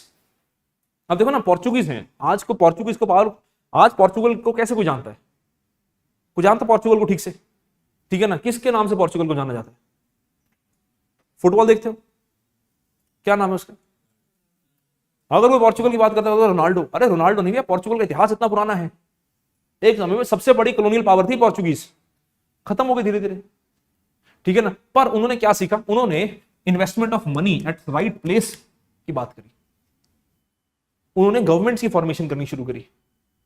तो वेस्ट ने अपनी पावर को एक्सपैंड करना शुरू कर दिया, ठीक है। तो वेस्ट का आइडिया, जब वेस्टर्न पॉलिटिकल थॉट की बात करते हैं तो ये सारी चीजें उसमें इंटीग्रेटेड होती हैं। और जब वेस्टर्न पॉलिटिकल थॉट की बात करते हैं तो वेस्टर्न पॉलिटिकल थॉट एक टाइम फ्रेम में डिवाइड नहीं होता, वेस्टर्न पॉलिटिकल थॉट भी अलग अलग टाइम फ्रेम्स में डिवाइड होता है। एक है एंशिएंट पॉलिटिकल थॉट, एक है ancient political thought. Ancient political thought में आपके आते हैं primarily Greek thinkers. Ancient political thought में आपके प्राइमरली ग्रीक थिंकर्स आते हैं, जैसे कि प्लेटो, एरिस्टोटल। प्लेटो एंड एरिस्टोटल ये आपके एंशिएंट पॉलिटिकल थॉट के थिंकर्स हैं। फिर आपके modern political, sorry medieval political thought आता है, यहां से ट्रांजिशन होती है मेडिवल पॉलिटिकल थॉट में। मेडिवल पॉलिटिकल थॉट में, अब मेडिवल पॉलिटिकल थॉट में ना हमारे सिलेबस के अकॉर्डिंग एक थिंकर है मकाइवली। मकाइवली भी हम कंप्लीट मेडिवल नहीं मानते हैं, और भी थिंकर थे पर हमने वो पढ़ने नहीं, हमारे सिलेबस के पार्ट नहीं है। एक थिंकर है मकाइवली। जो मकाइवली हैं, मकाइवली ऐसे थिंकर हैं जिनको एक ट्रांजिशन थिंकर माना जाता है। Machiavelli is considered to be a transition thinker. Transition thinker किसमें, he is considered to be a transition between medieval and modern, transition between medieval and modern, Machiavelli. He was just on the verge of modernism but still in medieval era. He was just on the verge of modernism but still in medieval era. You will see that various political thoughts or various ideas given by Machiavelli inspired what modernism came into being. Idea of secularism, the separation of religion and state. Machiavelli is one such thinker who talked about that idea. ठीक है, religion और state की जो difference का idea है ना, मकाइवली ने दिया हुआ आइडिया है। और भी यहां पढ़ोगे, अगर जीन बोर्डिन का नाम है, थिंकर का नाम है जीन बोर्डिन, पर उनके और मकाइवली के सेकुलरिज्म में डिफरेंस है। उनके और मकाइवली के religion of state and religion के रोल में डिफरेंस है। मकाइवली का ज्यादा एक्यूरेट है। आज के समय में ज्यादातर मकाइवली के आइडिया की बात करते हैं, ठीक है ना। मकाइवली कहता कि स्टेट अलग है, रिलीजन अलग है, ठीक है। रिलीजन कभी स्टेट को ओवर पावर नहीं करना चाहिए, पर स्टेट का जब मन करे स्टेट रिलीजन को ओवरपावर कर सकती है। हम यही करते हैं ना आज के समय के ऊपर, ठीक है ना। Who controls the state, religion controls the state और state controls the religion, state controls the religion. Machiavelli ने कहा था, मकाइवली कहता कि स्टेट के हाथ में एक टूल है, religion is a tool in the hands of the state. Machiavelli कहते हैं religion is a tool in the hands of the state to do what, to discipline the people. ठीक है ना, आप देखो ना हमारी स्टेट हमें क्या सिखाते हैं, हमारे प्रधानमंत्री हैं या हमारे जितने भी नेता हैं, तो ये वाले नहीं, जितने भी लीडर हैं सारे पुराने से लेकर अब तक हैं, जितने भी नेता आते हैं हमारे देश में या आपके घर परिवार में जितने भी लोग हैं, वो आपको क्या सिखाते हैं? बोलते हैं ना, एक मॉरल वैल्यूज देते हैं।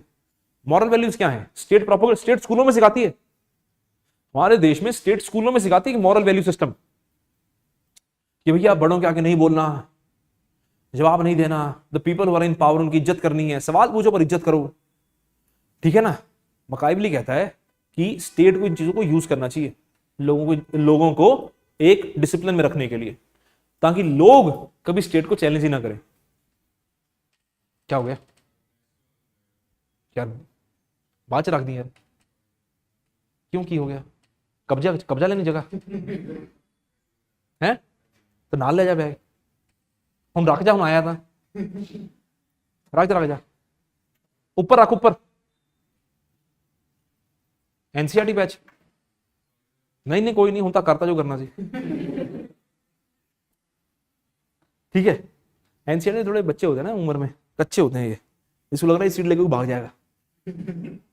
ठीक है, हाँ, तो मकाइवली बोलता है, मकाइवली कहता है कि सर रिलीजन को स्टेट कंट्रोल करे ताकि लोगों को एक वैल्यू सिस्टम सिखाया जा सके कि आपने स्टेट को चैलेंज ही नहीं करना।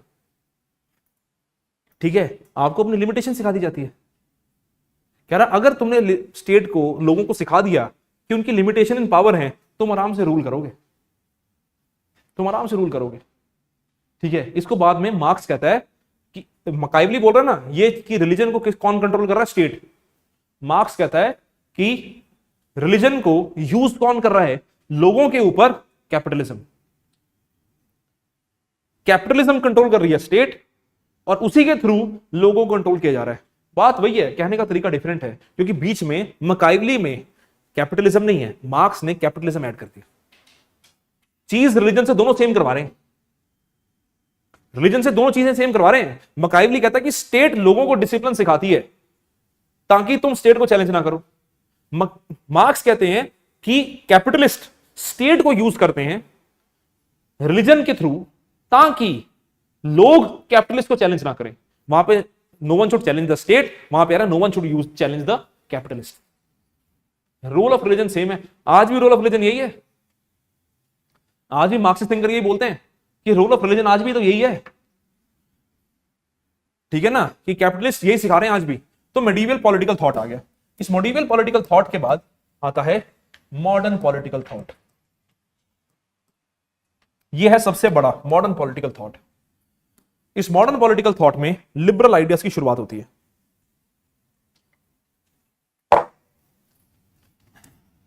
इसमें लिबरल आइडियाज की शुरुआत होती है, जिसमें आपके थिंकर्स आते हैं हॉब्स, लॉक, मिल। रूशो भी आता है पर मिल। ठीक है, रूशो और बेंथम सिलेबस में नहीं है, वो 15-15 मिनट के काम है। ठीक है, रूशो और बेंथम, क्योंकि यूपीएससी ने एक बार रूशो पे क्वेश्चन पूछ लिया यार, एक क्वेश्चन पूछ लिया रूशो के ऊपर, अब पढ़ाना पड़ता है, बिना बात के सवाल पूछ लिया। ठीक है, पर वो क्वेश्चन सिंपल है। क्वेश्चन में तुम बताते स्टेटमेंट है, हम तब करेंगे that Rousseau's general will is nothing but Hobbes Leviathan head chopped off. आपने हॉब्स का लेवाइथन समझा होगा, हॉब्स तुम्हारे सिलेबस का थिंकर है, हॉब्स समझा होगा, रूशो का जनरल साथ ही समझ आ जाएगा। ठीक है, ये जो है ना तीनों थिंकर हॉब्स, लॉक, रूशो, इसका हम टेबल बनाते हैं क्लास में, इसका हम टेबल बनाते हैं तीनों का। तीनों सोशल कॉन्ट्रैक्ट थिंकर्स हैं, वो टेबल के थ्रू आपको तीनों समझ आ जाते हैं। वो टेबल 1.5 क्लास लेता है, 1.5 क्लास लेता है वो एक टेबल। ठीक है, एक टेबल 1.5 क्लास लेता है वो, उसमें हॉब्स, लॉक, रूशो उस टेबल के बाहर नहीं है। ठीक है, उस टेबल को अगर आपने सही से पढ़ लिया, उसको टेबल को सही से बना लिया, तो हॉब्स, लॉक, रूशो आपका तीनों तैयार है। ठीक है, फिर आता है मिल। अब ये हैं लिबरल थिंकर्स, इन्होंने अपना आइडिया ऑफ लिबरलिज्म दे दिया। फिर आता है criticism of liberals. Criticism of liberals, इसमें मार्क्स से बड़ा कौन? कोई भी नहीं, मार्क्स। ठीक है, मार्क्स एंड ग्रैमशी।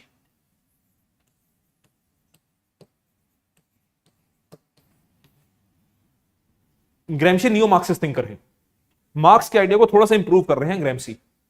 ग्रैम्शी है नियो मार्क्सिस्ट थिंकर। यहीं से कैपिटल, यहीं से आपका वो आ गया, क्या कहते हैं, इसी के बाद आपका क्या कहते हैं उसे, क्रिटिसिज्म ऑफ लिबरल्स के बाद लिबरल्स ने अपने आप को इंप्रूव करने की कोशिश करी।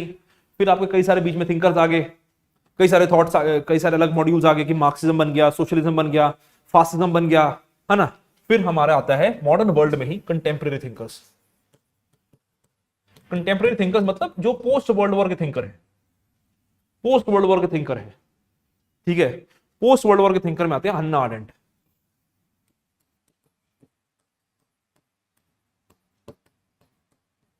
Hannah Arendt is the post-World War thinker, contemporary thinker. She's writing after 1945. ठीक है, this is the only contemporary thinker that you have in your syllabus. ठीक है, बाकी कईयों के नाम है छोटे छोटे, वो हम आंसर लिखते लिखते कि अन्ना आरेंट के नाम के साथ ही जोड़ दिए एक दो के नाम, वो आंसर लिखते लिखते कई सारे, जैसे अमर्त्य सेन है, रॉल्स हैं, वो थ्योरी ऑफ जस्टिस के साथ हैं। अदरवाइज पॉलिटिकल थॉट में इकलौते थिंकर जो कंटेम्प्रेरी हैं वो अन्ना आरेंट है। ठीक है, हन्ना आरेंट को आप किसी डोमेन में डाल सकते हैं। हन्ना आरेंट के ऊपर ना एक कॉन्टेक्स्ट आता है, हम पढ़ेंगे उसके ऊपर करेंगे हम हन्ना आरेंट को। So when we'll do Hannah Arendt, so we'll find that Hannah Arendt can not be fixed in a box. She is a liberal but she is not a, she is a liberal but she is also not a liberal. She is a Marxist but she is not a Marxist. She is a feminist but she is not a feminist. ये हर चीज का mixture है। ये liberals की भी धज्जियां उड़ा रहे हैं, ये मार्क्सिस्ट की भी धज्जियां उड़ा रहे हैं, ये फासिस्ट की तो धज्जियां ही उड़ा देते हैं। क्योंकि फासिज्म की शी वाज अ ज्यू in Germany during the time of Hitler. आप सोच रहे हैं कैसा जीवन रहा होगा।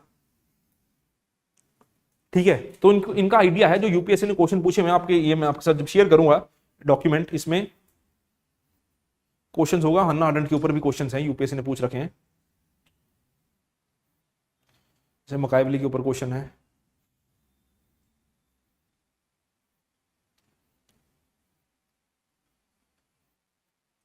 ठीक है। हन्ना आरेंट के ऊपर लास्ट क्वेश्चन 2019 में मेनली पूछा था, conceptual trade off labour work and action. एक इकट्ठा टॉपिक है इनका, लेबर वर्क एंड एक्शन का।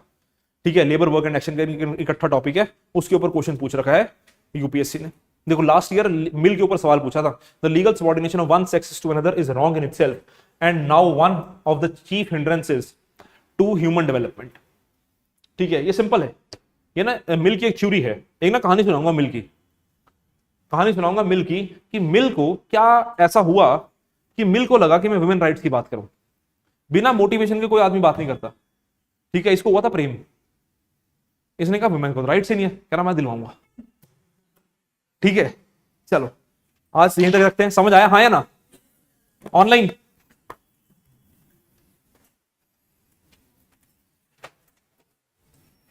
ठीक है जी, कल मिलते हैं 2:30 बजे।